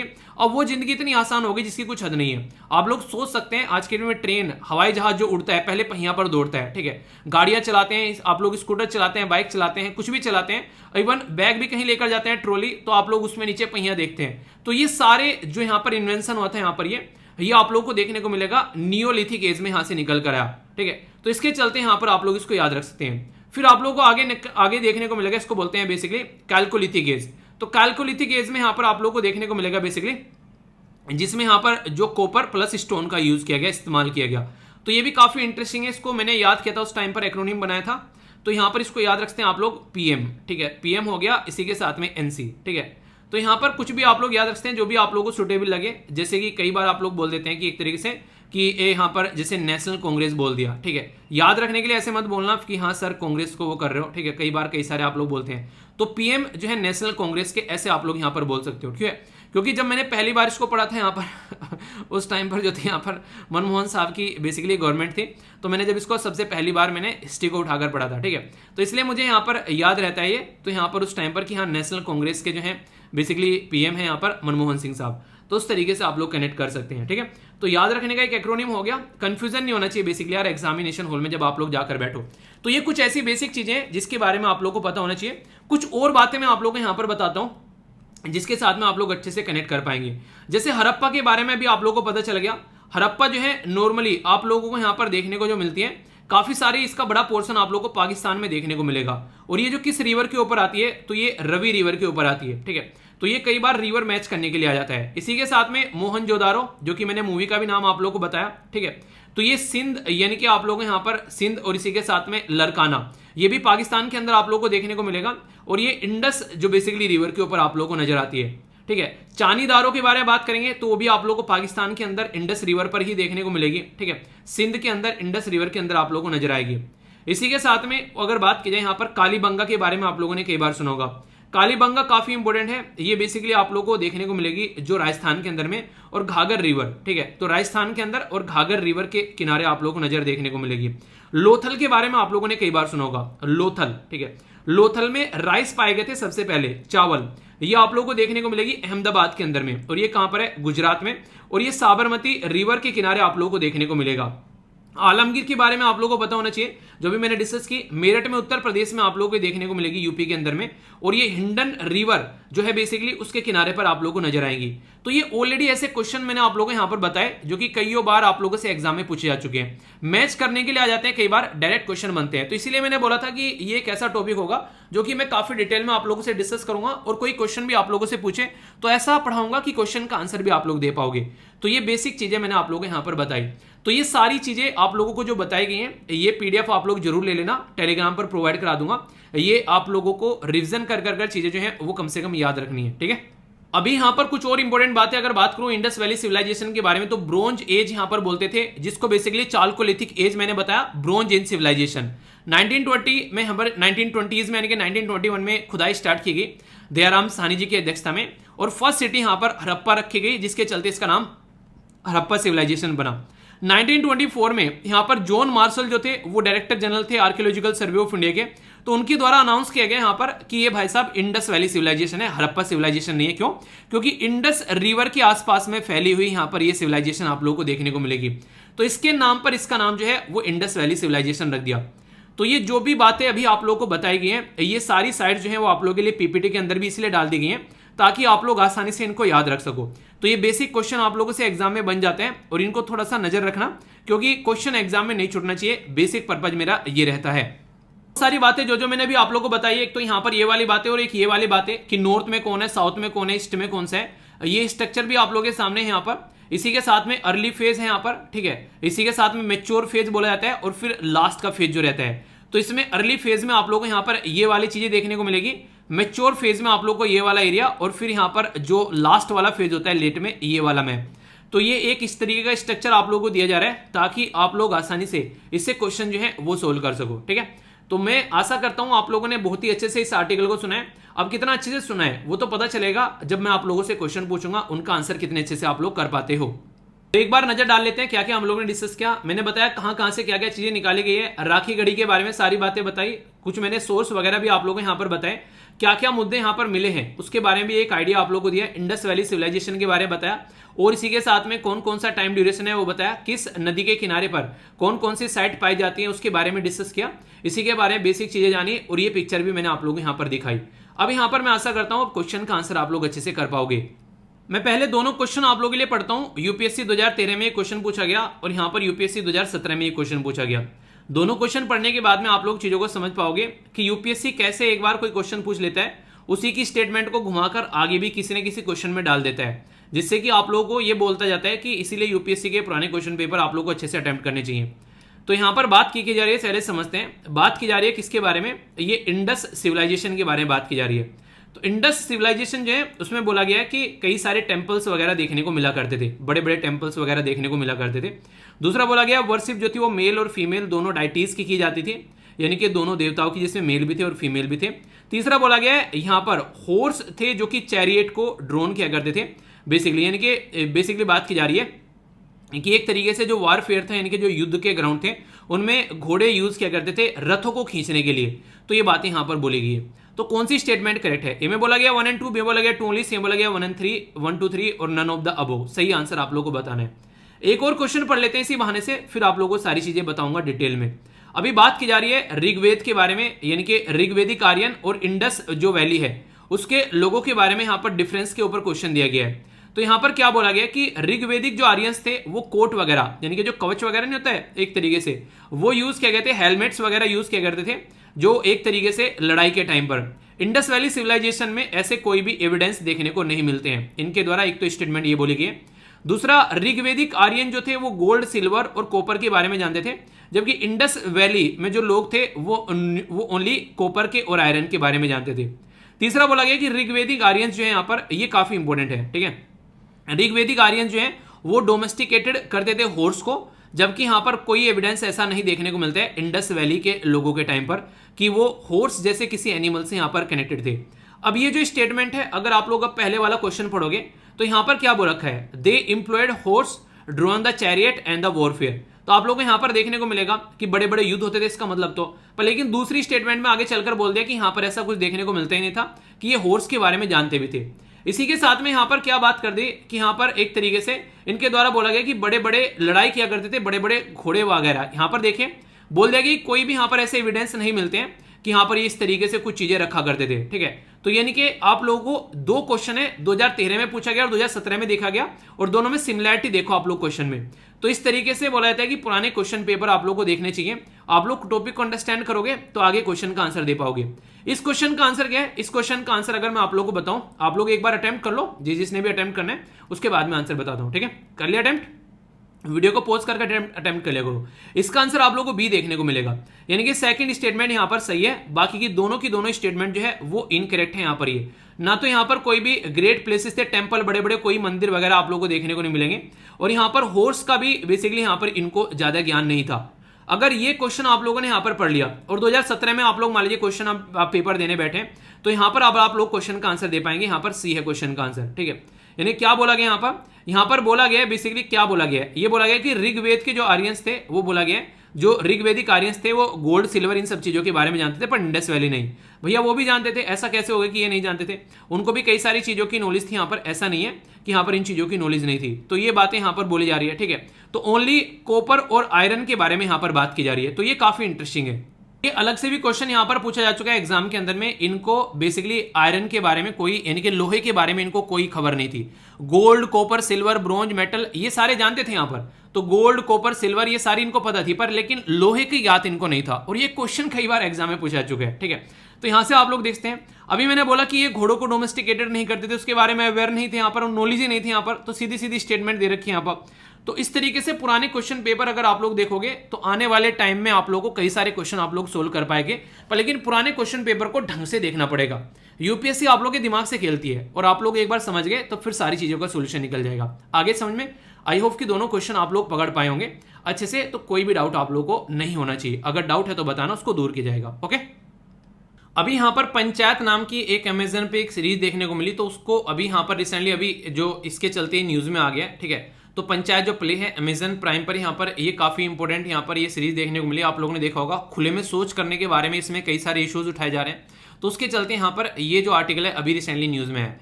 तो आप लोगों ने देखा होगा 24 अप्रैल को पंचायती राज डे सेलिब्रेट किया था, तो ये हम लोगों ने डिस्कस किया। तो यहाँ पर फर्स्ट जो नेशनल पंचायती राज डे है ये यहाँ पर 2010 में सेलिब्रेट किया गया था। तो संविधान के अंदर ये पार्ट 9 में आप लोगों को देखने को मिलते हैं। इसी के साथ में 73rd कॉन्स्टिट्यूशन अमेंडमेंट के थ्रू इसको ऐड किया गया था। म्युनिसिपैलिटी किसके थ्रू ऐड की गई थी, और ये बहुत ही इंपॉर्टेंट, ये ऐसा आप लोगों को टॉपिक देखने को मिला इससे बराबर क्वेश्चन आप लोगों से पूछे जाते हैं।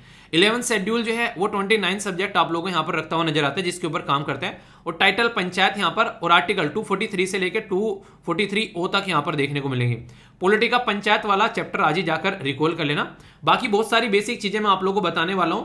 और ये जो आर्टिकल है ये काफी इंपॉर्टेंट है, यहाँ पर ये कई बार पहले भी जिक्र किया जा चुके हैं, जैसे कि पीआईबी के अंदर यहां पर कवर किया गया था, जब हमारी कंट्री के वेंकैया नायडू जी के द्वारा जो वाइस प्रेसिडेंट जी हैं, बोला गया था कि फंड मिलना चाहिए, फंक्शन ढंग से होना चाहिए, और फंक्शनरीज लोकल लेवल पर इनके 3 के ऊपर फोकस देकर चलेंगे तो हम लोग इन चीजों को सुधार पाएंगे। तो ये काफी इंपॉर्टेंट आर्टिकल है, जिसमें बेसिक इंफॉर्मेशन आप लोगों को बताऊंगा। और अभी स्टेट पीसीएस अगर आप लोग देकर आए होंगे, कई सारे क्वेश्चन यहां से बने, और इसमें क्वेश्चन भी आप लोगों से पूछूंगा, उनका आंसर भी देना, तो कोई भी डाउट आप लोगों को नहीं होना चाहिए, ठीक है। सबसे पहले तो 3F को इंप्रूव करने की वहां पर बात की है। तो एक यहां पर इनोग्रेटिंग नेशनल स्टेक, जो यहां पर नेशनल जो basically stake holder conference on localization of sustainable development goal, ये बहुत बड़ी बात है अपने आप में। एक लाइन लिखी हुई है यहां पर, अगर कोई पूछ ले आप लोगों से कि localization of sustainable development goal जो है वो किस मिनिस्ट्री के द्वारा ऑर्गेनाइज कराया गया। सीधे साधा क्वेश्चन बनेगा, तो ये पंचायती राज जो मिनिस्ट्री हमारे देश में उसके द्वारा ऑर्गेनाइज कराया गया। और यहां पर अर्ज किया गया यूनियन गवर्नमेंट से कि वेरियर स्टेट गवर्नमेंट से दोनों से मिलकर कि आप लोग 3 F पर फोकस करें यहां पर, ताकि जो जिला परिषद टू पंचायती राज सिस्टम है उसको हम लोग फिर से रिवाइटलाइज किया जा सके। रिवाइटल नहीं सुना आप लोगों ने, जिस तरीके से रिवाइटल खाओ और जान पाओ, ठीक है, जान मतलब एनर्जी पाओ, और इसी के साथ में रिजुविनेट यानी कि फिर से जिंदा करो और इंपावर करो लोकल बॉडीज को, ये बातें यहां पर बोलेगी। एक क्वेश्चन पूछना चाहूंगा, आज की डेट में पंचायती राज मिनिस्टर कौन है हमारे देश में, ठीक है, ये आप लोगों को बताना है। बड़ा ही प्यारा सा एक छोटा सा क्वेश्चन है, मैं आशा करता हूं कि आप लोग इसका आंसर जरूर दोगे। बाकी मैं आप लोगों से यहां पर कुछ बातें करूंगा जो कि आप लोगों को पॉइंटों में समझनी है और इनसे डायरेक्ट क्वेश्चन भी बनते हैं। सबसे पहले थोड़ा सा ग्राउंड लेवल पर मैं आप लोगों को लेकर चलता हूं यहां पर अपनी कंट्री के जो आप लोग फादर ऑफ इंडिया बोलते हैं, फादर ऑफ नेशन बोलते हैं, महात्मा गांधी जी के बारे में। और कुछ ऐसा ही कॉन्सेप्ट यहां पर APJ अब्दुल कलाम सर का देखने को मिलता है। महात्मा गांधी जी के द्वारा यह बोला गया था कि अगर एक ऐसा गांव जिसमें अगर 1000 से ज्यादा लोग रहते हैं, उस गांव को आप लोगों को पावर देनी चाहिए कि उस गांव के लोग जो हैं वो अपने आप को अपने आप से गवर्न कर सकें, अपने खुद के रिप्रेजेंटेटिव लेकर आ सकें और खुद पावर हो उनकी, अपने आप अपने हिसाब से अपनी चीजों को वो डिसाइड कर सकें, और एक छोटे से गांव की कम्युनिटी जो है वो अपने आप सेल्फ इंपावर रहे, अपने डिसीजन अपने आप ले सके।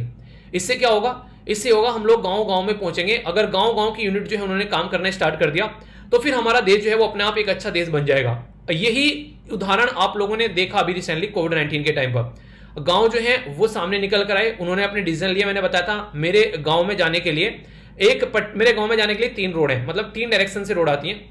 एक तो डायरेक्ट मेरी तहसील के साथ में कनेक्ट करता है, दूसरा जो है एक रोड दूसरे गांव के थ्रू होकर आती है, और एक और रोड है वो तीसरे गांव के थ्रू होकर आती है, ठीक है। तो जो मेन रोड है वो तो तहसील के साथ में कनेक्ट हो गया, चले समझ में आता है। पर लेकिन जो 2 अलग से रोड आती है मेरे गांव में, उन 2 अलग अलग गांव वालों ने दूसरे गांव तक लोग जाने और आने के लिए गांव पर बैरिकेड लगा दिया कि वहां पर अब जो है कोई भी बाहर का इंसान जो है वो यहां से अंदर नहीं जाएगा। यानी कि कोविड-19 के चलते उन्होंने रिस्ट्रिक्शन लगा दी कि अगर कोई शहर से आ रहा है, कोई बाहर से आ रहा है, वो अब गांव के अंदर एंट्री नहीं करेगा। तो इसकी वजह से मेरे गांव में जाने का बस एक रास्ता बचा, जो कि था तहसील वाला रास्ता। तो ये गांव के लेवल पर एक तरीके से क्यों इस तरीके के स्टेप उठाए गए, क्योंकि वो नहीं चाह रहे थे कि शहर में से कोई भी कोविड-19 के केस लेकर गांव में आए और दुनिया भर के लोग जो है वो गांव में पहुंचे। इसीलिए कोविड-19 की सेकंड लहर जो है वो काफी ज्यादा खतरनाक रही, क्योंकि पहली लहर में जो गांव बच गए थे वो दूसरी लहर में गांव को अपने चपेट में लेकर चले गए, क्योंकि लोग जो हैं वो गांव में जाकर बच गए डर के मारे। जो आज तक गांव में नहीं गए थे वो भी गए, कुछ तो यहाँ पर डर के मारे गए, कुछ यहाँ पर मौका मिल गया कि चलो गांव में भी जाकर थोड़े दिन रहते हैं, ठीक है, जिनको कभी टाइम नहीं मिलता था। तो इस तरीके से बहुत सारे अलग अलग रीजन थे लोगों के, और कुछ को जॉब चली गई तो उनके लिए मजबूरी बन गया गांव में जाना। तो अलग अलग रीजन के लोग थे, अलग अलग तरीके से गए। तो उस तरीके से आप लोग चीजों को अंडरस्टैंड कर सकते हैं। तो गांव में भी चीजें पहुंची और गांव में पंचायती राज सिस्टम ने उसको काफी बखूबी टैकल भी किया। तो इसलिए बोला जाता है कि पंचायतों को हम लोग को इंपावर करना चाहिए डिसीजन मेकिंग में। तो हमारी कंट्री में गवर्नमेंट ऑफ इंडिया 1 नंबर पर आती है, दूसरे नंबर पर स्टेट गवर्नमेंट, तीसरे नंबर पर जो डिवीजन होता है फिर बोलते हैं डिस्ट्रिक्ट के अंदर में। एक हो गया यहाँ पर बेसिकली रूरल जो गवर्नमेंट बनती है और दूसरी अर्बन, यानी कि गांव वाली गवर्नमेंट और शहर वाली गवर्नमेंट। गांव वाली में जिला परिषद डिस्ट्रिक्ट लेवल पर बनता है, ब्लॉक बनता है, पंचायत समिति, और विलेज जो आप लोगों को देखने को मिलता है उसमें ग्राम पंचायत होती है, जिसके थ्रू आप लोग प्रधान चुनते हैं। यहां पर म्युनिसिपल कॉर्पोरेशन, म्युनिसिपैलिटी और सिटी जो काउंसिल होती है, इन दोनों के लिए पॉलिटी के अंदर अलग अलग पूरा डिटेल है, मैंने आप लोगों से चैप्टर बना रखे हैं, ठीक है। अगर देखोगे तो सारी बातें आप लोगों के माइंड में बिल्कुल क्रिस्टल क्लियर हो जाएंगी। तो ये जो सिस्टम है यहाँ पर, अगर इसको हम लोग ढंग से इंप्रूव करके चल रहे हैं, इसको हम लोग ढंग से लेकर चल रहे हैं, तो सारी दिक्कतें हमारी दूर हो जाएगी। ये बातें यहाँ पर बोली गई। तो गांधी जी के विजन को इंप्लीमेंट करने की बात की गई है एम वेंकैया नायडू जी के द्वारा।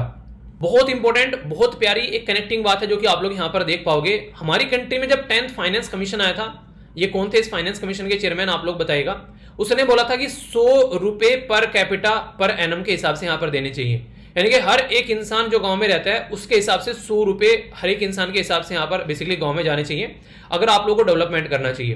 यानी कि एक गांव में अगर 100 लोग हैं, ठीक है, उस गांव में अगर 100 रुपए पर इंसान के हिसाब से दे तो उस गांव को 10,000 रुपए मिल गए। इस तरीके से आप लोग समझ सकते हैं। तो उस गांव को कितना पैसा देना है, उस गांव की पॉपुलेशन के हिसाब से देना चाहिए। ये 10th फाइनेंस कमीशन ने बोला था 100 रुपए पर, लेकिन अभी फिलहाल 15th फाइनेंस कमीशन के जब दोबारा बातें बोलेगी तो ये जो रुपया बढ़कर हो गया 674 रुपए पर कैपिटा पर एनम हो गया है। एक साल की बात कर रहा हूं। तो ये अब यहां पर हमारी कंट्री के वाइस प्रेसिडेंट साहब के द्वारा ये बोला गया कि ये जो पैसा जाना चाहिए डायरेक्टली ये गांव के लेवल पर पहुंचना चाहिए, और इसको उसी तरीके से यहां पर लोगों तक पहुंचाना चाहिए कि यहां पर एक डेवलपमेंट हो सके गांव के लेवल पर डायरेक्टली, बीच में कोई बिचौलिया नहीं होना चाहिए। इससे क्या होगा, इंसान जो है वो खुद से डिसीजन ले पाएगा और ज्यादा बेटर तरीके से काम यहां पर कर पाएगा। जैसे मैंने बोला सस्टेनेबल डेवलपमेंट गोल के बारे में, तो सस्टेनेबल डेवलपमेंट गोल में जो सबसे पहला गोल रखा गया है वो है गरीबी, यानी कि पुअर्टी को मिटाना। दूसरा है भुखमरी को मिटाना। और ये दो चीजें अगर मिट जाए इंसान की तो उसकी हेल्थ अपने आप और पढ़ाई अपने आप अच्छी हो जाएगी।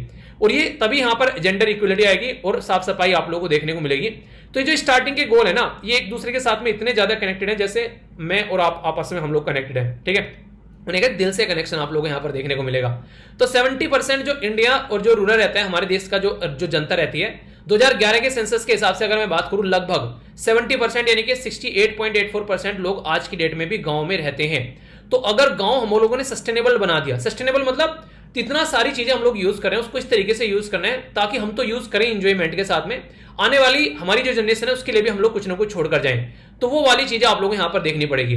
तो पंचायती लेवल पर इस तरीके से आप लोगों को काम करना पड़ेगा और उसी को फोकस देकर चलने की बात यहां पर की जा रही है। तो बिगेस्ट जो गोल यहां पर है, एक तरीके से कंट्री को पोवर्टी फ्री बनाना, यानी कि गरीबी हटानी है। जो अभी आप लोगों ने देखा कुछ दिनों पहले एक आर्टिकल मैंने डिस्कस किया था कि गांव में ज्यादा गरीब लोग रहते हैं एज कंपेयर टू शहरों के, ये बातें मैंने बताई थी। और ये बड़ी फेवरेट स्टेटमेंट बन जाएगी यूपीएससी की जब आप लोग क्वेश्चन देखोगे। यूपीएससी हमेशा आप लोगों से एनालिटिकल क्वेश्चन पूछती है कि आप लोग सोचते कैसे हो, आप लोग गांव से आ रहे हो, इंटरव्यू में जाकर बैठ गए, तो ऐसे क्वेश्चन आप लोगों से बन जाएंगे। गांव के बारे में कितना समझते हो आप लोग, देखे तो सही, या वैसे ही चिल्लाते हैं हम लोग गांव से रहते हैं। तो गांव के बारे में रहने का मतलब नहीं कि गांव से रहते हैं, पता भी होना चाहिए गांव में चल क्या रहा है और देश में गांव की क्या व्यवस्था है, क्योंकि आप लोग को आगे चलकर एक एडमिनिस्ट्रेटिव ऑफिसर बनना है। तो अगर आप लोग वही नहीं समझ पाओगे तो गांव में रहने का मतलब क्या हो गया, फिर एडमिनिस्ट्रेटिव ऑफिसर बनने का क्या मतलब हो गया। तो आप लोग को जागरूक भी रहना है, ये मांगता है यूपीएससी आप लोगों से बेसिक इंफॉर्मेशन।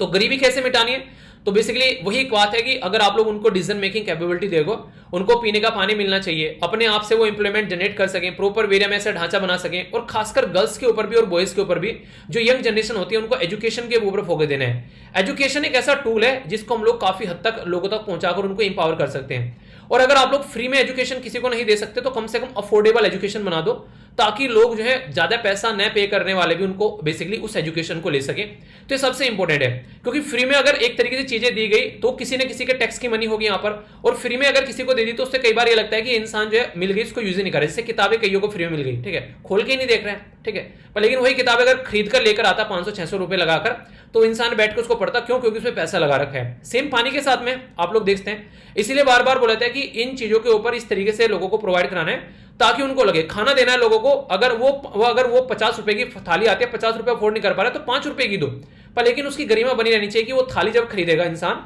तो बोलेगा कि अपने पैसे देकर खरीदिए, तो उसको खाएगा, उसको पचाएगा भी और उसकी बॉडी पे भी लगेगा, ऐसा नहीं लगेगा कोई खैरात में दे रहा है उसको। तो ये होता है बेसिकली, और लोगों को इसीलिए बोलते हैं। अगर मॉडल की बात करें, जब यहां पर सिंगापुर के अंदर ये बोला गया, एक स्टडी की गई, मैं बताता हूं, बड़ी इंटरेस्टिंग सी स्टडी है। सिंगापुर के अंदर ये बोला गया क्या लोगों को मिनिमम बेसिक इनकम देनी चाहिए, क्यों कुछ ना करे बस उनको इनकम मिलती रहे, तो मैक्सिमम लोगों ने मना कर दिया लेने से। रीजन पता है क्या था, उस पे यहां पर ये दिख रहा था कि वो एक तरीके से खैरात में बांटी गई चीज थी। लोग काम करना छोड़ देंगे, अभी लोग पेट के लिए कमाते हैं, तो कम से कम इतना करना चाहिए कि लोगों को इनकम न देकर आप लोग डायरेक्ट उनको जॉब दो, ताकि वो अपने आप कमाकर अपने आप खाएं भी और आप लोगों को टैक्स भी दे। तो पहले वाला सही है कि फ्री में दे दो उनको, या फिर दूसरे वाला ज्यादा बेटर है कि उनको अफोर्डेबल बनाओ और उनको काम दो ताकि वो अपने आप खरीद सके और अपने आप पे कर सके। हमारे देश में किसानों के साथ में क्या करते हैं, उनको फ्री में लोन बांटते रहते हैं, पर लेकिन उनकी फसल का दाम उनको नहीं देते हैं। उनको एग्रीकल्चर में जो सिंचाई चाहिए वो उनको प्रॉपर नहीं मिल पाती है, उनको जो बीज चाहिए वो प्रॉपर नहीं मिल पाता है। क्या कर दिया, बस पॉलिटिशियन हमारे देश में जब भी इलेक्शन आते हैं, चाहे वो किसी भी पॉलिटिकल पार्टी का हो, वो आते ही सबसे पहले बोला किसानों का लोन माफ कर दो, ठीक है, पता है अच्छी खासी वोट मिल जाएगी। पर लेकिन हम लोग सीधे हैं ना, हम लोग ये चीज समझते नहीं कि वो कहां खेल रहा है, हमारे ही पैसे हम ही को दे रहा है, हमारे टैक्स पेयर की मनी अपनी जेब से तो लाने, कोई पॉलिटिशियन के घर में थोड़ी पैसे छापने की मशीन लगी हुई है, हमारा ही पैसा हमको दे रहा है और हमको ही हमारे से वोट ले रहा है, ये बोलकर कि तुमको फ्री में दे रहे हैं। तुम कौन भाई पैसे के, तुम ऐसे कहां से पैसे लेकर आ रहे हो, हमारी पैसा फ्री में कहां से दे रहे हो, तुम जनता का टैक्स की मनी है ना।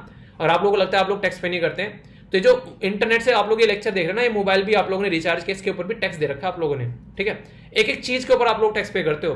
तो फ्री में कुछ नहीं मिल रहा है आप लोगों को यहाँ पर, बस आप लोगों को गुमराह किया जा रहा है कि हाँ आप लोग फ्री में देते हैं, ठीक है। तो इस तरीके से आप लोग समझ सकते हैं। तो हमेशा कहीं ना कहीं से आप लोगों से चीजें जो है वो वसूलने की कोशिश की जाती है, वो आप लोगों को देखने को मिलेगा, ठीक है। अब आप लोग बोलने लगो सर फ्री में लेक्चर है आप लोग वही बात आती है, बार एक बच्चा कह रहा है सर बोलते तो आप फ्री में लेक्चर दे रहे हैं, ये भी फ्री में नहीं है यार, ये कॉस्ट है इस लेक्चर की बहुत बड़ी, बस मैं आप लोगों से अपनी कॉस्ट नहीं ले रहा हूँ, ठीक है, मैंने अपनी कॉस्ट फ्री कर रखी है, ये लेक्चर फ्री में नहीं है, क्योंकि अगर यही लेक्चर कोई और पढ़ा रहा होता वो पैसे ले रहा होता। तो यहाँ पर उसको फ्री में मत सोचो, ये सोचो कि बहुत अच्छी चीज आप लोगों को मिल रही है, लागत नहीं देनी पड़ रही है, तो इसका मतलब फ्री में मत समझो, उसको समझो बहुत महंगी चीज आप लोगों को मिल गई है। इस तरीके से देखो ना, आप लोगों को उसको एंजॉय करने में मजा आएगा। आप लोग सोचो कोई किसी ने आप लोगों को डायमंड दे दिया और बोलो कि ये आप लोगों के लिए गिफ्ट है, तो ये कहोगे कि डायमंड फ्री का है। फ्री का नहीं, डायमंड कीमत है भाई साहब उसकी करोड़ों रुपए।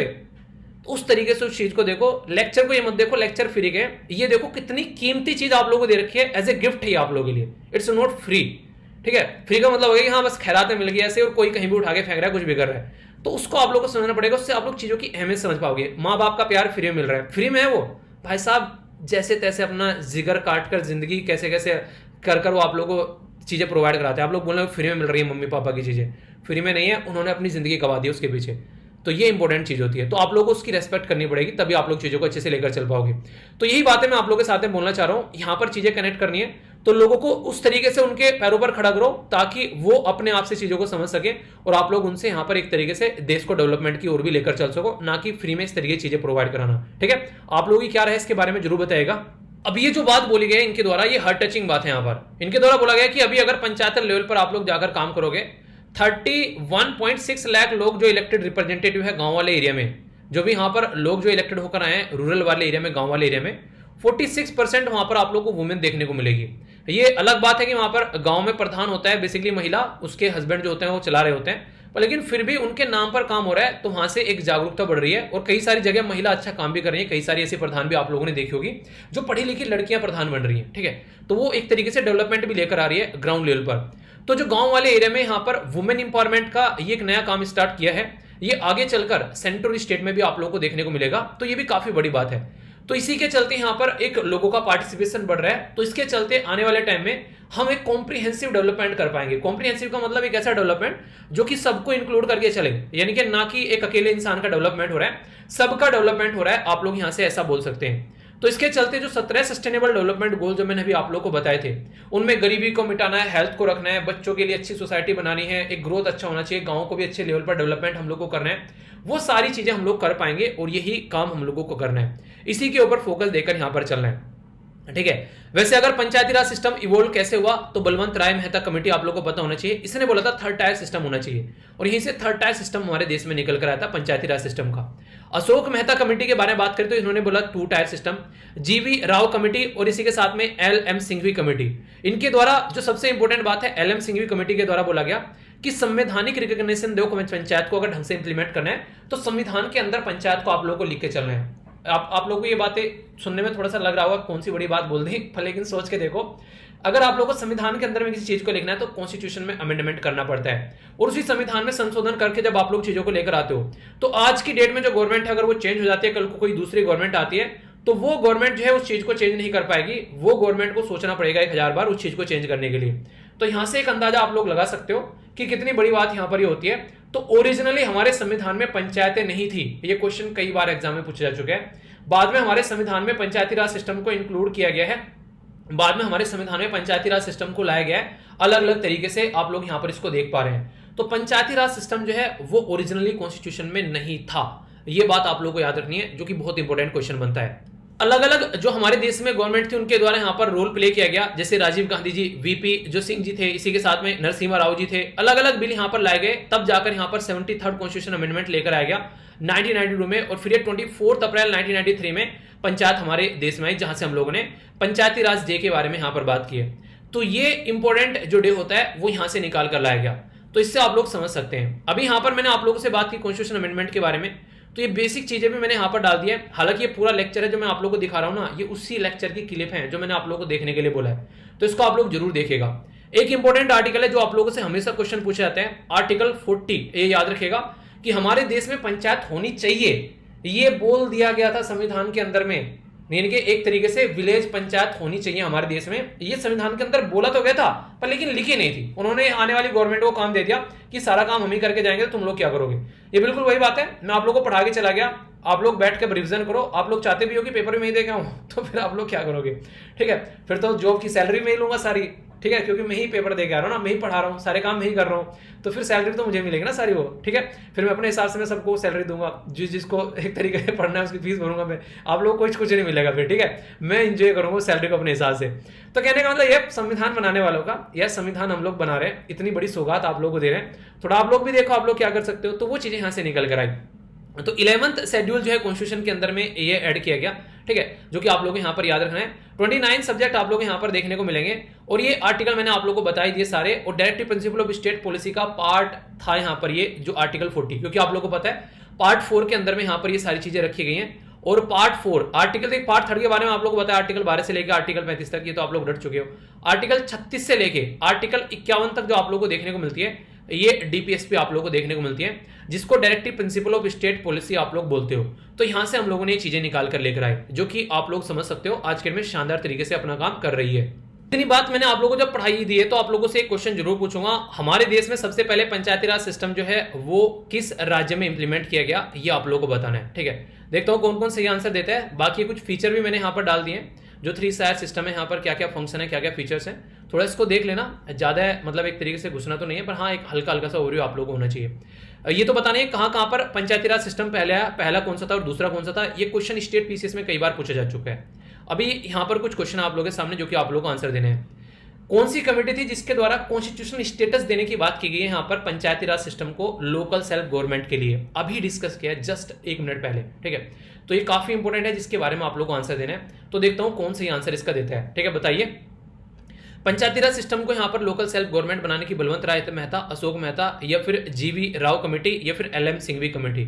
सही आंसर क्या है ये आप लोग को बताना है, बताइए क्या है सही आंसर। सही आंसर यहाँ पर डी, जो कि आप लोग रखना है यहाँ पर LM सिंघवी कमेटी यहाँ पर, जिसके द्वारा बोला गया था कि पंचायत को संवैधानिक स्टेटस यहाँ पर दे देना चाहिए, ठीक है। एक और इंपॉर्टेंट बात यहाँ पर 73rd कॉन्स्टिट्यूशन अमेंडमेंट किया गया था 1993 में कि हमारी कंट्री में पंचायत राज सिस्टम होना चाहिए। तो कहां से निकाल कर लेकर आए थे इसको? आर्टिकल 39, आर्टिकल 40, आर्टिकल 44 या आर्टिकल 55? सही आंसर क्या है यहाँ पर? इसको आप लोगों को मैंने भी बताया यहाँ पर कि आर्टिकल 40 जो है वो यहाँ से निकाल कर लेकर आए। तो पूरा आर्टिकल जो है वो काफी डिटेल में आप लोगों से डिस्कस किया, काफी अच्छे से सारी एक एक पॉइंट बता दिया। ये समझ के चलो कि एक पंचायती राज सिस्टम का चैप्टर लगभग आप लोगों को कंप्लीट करा दिया। तो ये मेरा बेसिक पर्पज भी था कि मैंने कहा इस तरीके से थोड़ा पढ़ाया जाए इसको, ताकि कोई आप लोगों से कल को इंटरव्यू या पूछ ले तो आप लोग उसके सामने कंफ्यूज आओगे नहीं, आप लोग धड़ाधड़ से बोलोगे क्या ये है भाई साहब, इसकी ये चीजें, तो कोई कंफ्यूजन नहीं होगा, ठीक है। इंडिया के द्वारा यहाँ पर इमरजेंसी अप्रूवल दिया गया यहाँ पर 111 अफगानिस्तानी हिंदू और सिख को जो देश के अंदर आ चुके हैं, क्योंकि वहां पर अभी गुरुद्वारा पर अटैक किया गया। हालांकि उनके लिए अप्लाई किया गया था यहाँ पर काफी पहले, अब उसको एक्सेप्ट दिया गया यहाँ पर, ठीक है। ये चीज देखने को मिल रही है। तो जो हरकतें देखने को मिली अफगानिस्तान की, बोला जा रहा है कि इसके चलते आने वाले टाइम में जो इंडिया अपनी एम्बेसी रीओपन करना चाहता था, अब वो एम्बेसी हो सकता है यहाँ पर रीओपन न हो। ये हरकतें जैसी यहाँ पर अभी अफगानिस्तान की देखने को मिल रही है उसके चलते, ठीक है। यहाँ पर अगर बात करें तो और भी कई सारी बातें, जैसे श्रीलंका जो है वो अप्रिशिएट कर रहे हैं कि इंडिया उसकी हेल्प कर रहे हैं। तो श्रीलंका के जो प्राइम मिनिस्टर हैं उनके द्वारा यहाँ पर बोला गया कि हाँ ये काफी बड़ी बात है, इंडिया ने हमारी हेल्प की उस टाइम पर। बाकी ये जो न्यूज़ है मैंने बताया अभी यहाँ पर, जो आप लोगों को स्टार्टिंग में वीडियो दिखाई थी, तो यहाँ पर एक जो प्लेन था उसके अंदर आग लग गई यहाँ पर, और फिर उसको पटना में इमरजेंसी लैंडिंग यहाँ पर कराई गई। तो हालांकि अच्छी बात यहाँ पर यह है 191 लोग इसके अंदर थे, स्पाइस जेट की फ्लाइट थी। ये अगर जरा सी भी दुर्घटना घट जाती तो एक भी इंसान की जान नहीं बचती। तो बोला गया कि एक बर्ड जो थी उसके द्वारा हिट किया गया और उसकी वजह से यहाँ पर इसके अंदर दिक्कत देखने को मिली। तो देखो चिड़िया जो है वो एक तरीके से क्या क्या कर सकती है जरा सी। बाकी यहाँ पर हमारी कंट्री के अंदर काफी बड़े इनोग्रेशन किए जा रहे हैं। तो प्राइम मिनिस्टर मोदी साहब के द्वारा ये प्रगति मैदान का एक इंटीग्रेटेड कॉरिडोर जो है वो यहाँ पर इनोग्रेट किया गया। लगभग 1.3 किलोमीटर लंबा टनल है यहाँ पर जो अंडरपास करते हैं यहाँ पर, ठीक है। तो ये काफी इंपॉर्टेंट है यहाँ पर। ये आने वाले टाइम में ढांचागत विकास भी देश के अंदर किया जा रहा है, ताकि जो कई सारी जो एक तरीके से अपनी कैपिटल है उसको एक इंटरनेशनल लेवल पर हम लोग डेवलप कर सके, ठीक है। कई सारे डॉक्टर्स की लापरवाही रहती है यहाँ पर। इसके द्वारा क्या किया गया, ऑपरेशन किया गया। ये यहाँ पर वो जो ऑपरेशन होता है ना, खासकर सिजेरियन, जब बच्चा पैदा कराने के लिए, तो स्पंज जो है उसको उसके अंदर ही छोड़ दिया। साफ करने के लिए यहाँ पर स्पंज यूज किया जाता है। तो ये 5 लाख का फाइन लगाया अभी डॉक्टर के ऊपर। तो नेशनल कंज्यूमर जो यहाँ पर डिस्प्यूट रेडरेसल कमीशन है उसके द्वारा बोला गया डॉक्टर को 5 लाख रुपए देने पड़ेंगे, क्योंकि वुमेन को जब यहाँ पर दर्द होना स्टार्ट हुआ कि यार पता नहीं क्या रह गया, तो फिर इनको एब्डोमिनल में पेन होना स्टार्ट हो गया। तो यहाँ पर इनके द्वारा केस लड़ा गया, तो केस जीत गए। 5 लाख रुपए डॉक्टर को यहाँ पर देने पड़ेंगे। तो ये यहाँ पर केस निकल कर आ रहा है, ठीक है। तो कई बार गलतियां हो जाती हैं देखिए, और हर एक इंसान से गलती होती है, तो थोड़ा सा ध्यान रखना जरूरी है। हिजाब का जो मुद्दा है सुप्रीम कोर्ट जो है उसको सुनेगा अभी, क्योंकि आप लोगों को पता है कि फंडामेंटल राइट के अंदर आता है पार्ट 3 के अंदर में आर्टिकल 25 से लेके आर्टिकल 28 तक का, जब हम लोग बात करते हैं राइट टू रिलीजन के बारे में। तो इसके अंदर हिजाब जो है, अभी कर्नाटक हाईकोर्ट का डिसीजन था, तो उन्होंने बोला हिजाब जो है वो बेसिकली रिलीजन का पार्ट नहीं है। तो अभी यहां पर ये सुप्रीम कोर्ट के अंदर ये केस पहुंच रहे हैं, तो देखते हैं सुप्रीम कोर्ट इसको कैसे लेता है। यूक्रेन जल रहा है यहाँ पर, ठीक है। नेटो जो है वो अभी अपना एंजॉय कर रहे हैं, नेटो के मेंबर अपना सप्लाई करने में अभी चाह ही रहे हैं यहाँ पर शांति हो जाए, तो ये इशू देखने को मिलेगा। चलिए जो भी है, आज का जो सुडोकू है ये इसको भरिएगा, ये आप लोगों को टेलीग्राम पर मैं प्रोवाइड करा दूंगा, तो इसको अच्छे से फिल करना, जो भी आप लोग फिल कर सकते हैं। तो देखता हूं कौन कौन यहाँ पर इसको सही तरीके से फिल करते हैं। और ये आप लोगों के लिए एक तरीके से ना आप लोगों की जो एक मेमोरी फॉर्मेशन का भी काम करता है। अगर प्रॉपर वे में आप लोग इसको फिल करोगे तो फिल जरूर करिएगा, जो भी आप लोग कर सकते हैं, ठीक है। आगे चलते हैं। आज के ये शब्द हैं जो कि आप लोगों को यूज करने सेंटेंस फॉर्मेशन करने में, ये वोकेबलरी है। सेस का मतलब होता है एक तरीके से टैक्स ऑन टैक्स बोल देते हैं, ठीक है। तो यहाँ पर उपकर बोल देते हैं, यानी कि कर के ऊपर कर लगना, ठीक है। नेक्स्ट यहाँ पर बात की जा रही है रेमिट, यानी कि छोड़ देना, रिमिट, ठीक है, एक तरीके से। यहाँ पर बात की जा रही है एक्लेक्टिक, यानी कि उदार, ठीक है, एक तरीके से नहीं कहते कुछ एक जो बोल देते हैं एक तरीके से कि हाँ कि एक वो कहते हैं क्या शब्द क्या एग्जैक्टली यूज करेंगे, मैं उसको रिकॉल नहीं कर पा रहा हूँ, एक वर्ड याद आ रहा था दिमाग में, चयन करना चीजों को, मतलब एक तरीके से ये पर्टिकुलर आइडिया इसको उठाना, इस तरीके से आप लोग बोल सकते हैं, ठीक है। पैगिंग का मतलब होता है यहाँ पर नाक में दम करना, परेशान करके रख देना। बैट्रियाल यानी कि विश्वासघात कर देना, ठीक है। तो ये चीजें आप लोगों को देखने को मिलेगी। इसी के साथ में जो आज का एक इंपॉर्टेंट जो आप लोगों से यूनेस्को वर्ल्ड हेरिटेज साइट है, काजीरंगा नेशनल पार्क आसाम के अंदर है यहाँ पर ये, और ब्रह्मपुत्रा रिवर के ऊपर आप लोगों को देखने को मिलेगा। यूनेस्को वर्ल्ड हेरिटेज साइट का पार्ट बनाया गया 1985 में, और इसके चलते यहाँ पर ये अगर बात करें 2/3 जो वर्ल्ड में राइनोस है अकेले यहाँ पर पाए जाते हैं। 1908 में इसको बनाया गया और नेशनल पार्क का दर्जा दिया गया। तो राइनोस काफी ज्यादा यहाँ पर पाए जाते हैं। बेसिक इन्फॉर्मेशन भी बहुत सारी प्रोवाइड करा दी यहाँ पर, कितने एरिया में ये पाए जाते हैं। एक और याद रखिएगा, जो सबसे ज्यादा यहाँ पर पाए जाते हैं वो तो पाए जाते हैं, पर लेकिन इसके बाद में यहाँ पर पबोत्रा जो वाइल्ड लाइफ सेंचुरी है वो आप लोगों को देखने को मिलेगी, जहां पर वन हॉर्न राइनोस काफी लार्ज स्केल पर पाए जाते हैं आफ्टर काजीरंगा के बाद में, ठीक है। 4 जो बिग स्पीसीज है, rhinos, elephant, royal Bengal tiger और एशियाटिक बफेलो, 4 बड़े बड़े प्राणी सारे यहाँ पर पाए जाते हैं, ठीक है। काजीरंगा की 14 वैरायटी में से 9 आप लोगों को यहाँ पर देखने को मिल जाती हैं। तो बाकी इसके अंदर से यहाँ पर 37 जो ये नेशनल हाईवे है वो पास होता है, और ये जो है 250 के करीब सीजनल वाटर बॉडीज देखने को मिलेगी, जिसमें यहाँ पर दिप्लुहु रिवर भी यहीं से आप लोगों को देखने को मिलेगी, ठीक है। अगर देखें आसाम के अंदर में नेशनल पार्क के बारे में, तो ये याद रखिएगा, आप लोगों से क्वेश्चन कई बार पूछ ले आते हैं। अभी नए नेशनल पार्क बने, ये 2 जो ऐड किए गए थे 2021 में, ठीक है, रायमोना और इसी के साथ में दियांग पटकई नेशनल पार्क, ठीक है। तो ये बेसिक चीजें जहां से क्वेश्चन अगर बनता है तो याद रखिएगा। ये था आज का डिस्कशन। पीडीएफ जो है वो आप लोगों को टेलीग्राम पर मिल जाएगी, जाकर डाउनलोड कर लेना, और मेरे साथ में आप लोग यहाँ पर कनेक्ट रह सकते हैं। तो आज का लेक्चर कैसा लगा फीडबैक जरूर देना। तो नेक्स्ट लेक्चर में मिलता हूँ। बड़ों को नमस्ते, छोटों को प्यार, छोटी सी लाइफ एंजॉय करा, मिलता हूँ नेक्स्ट लेक्चर में। तब तक के लिए जय हिंद।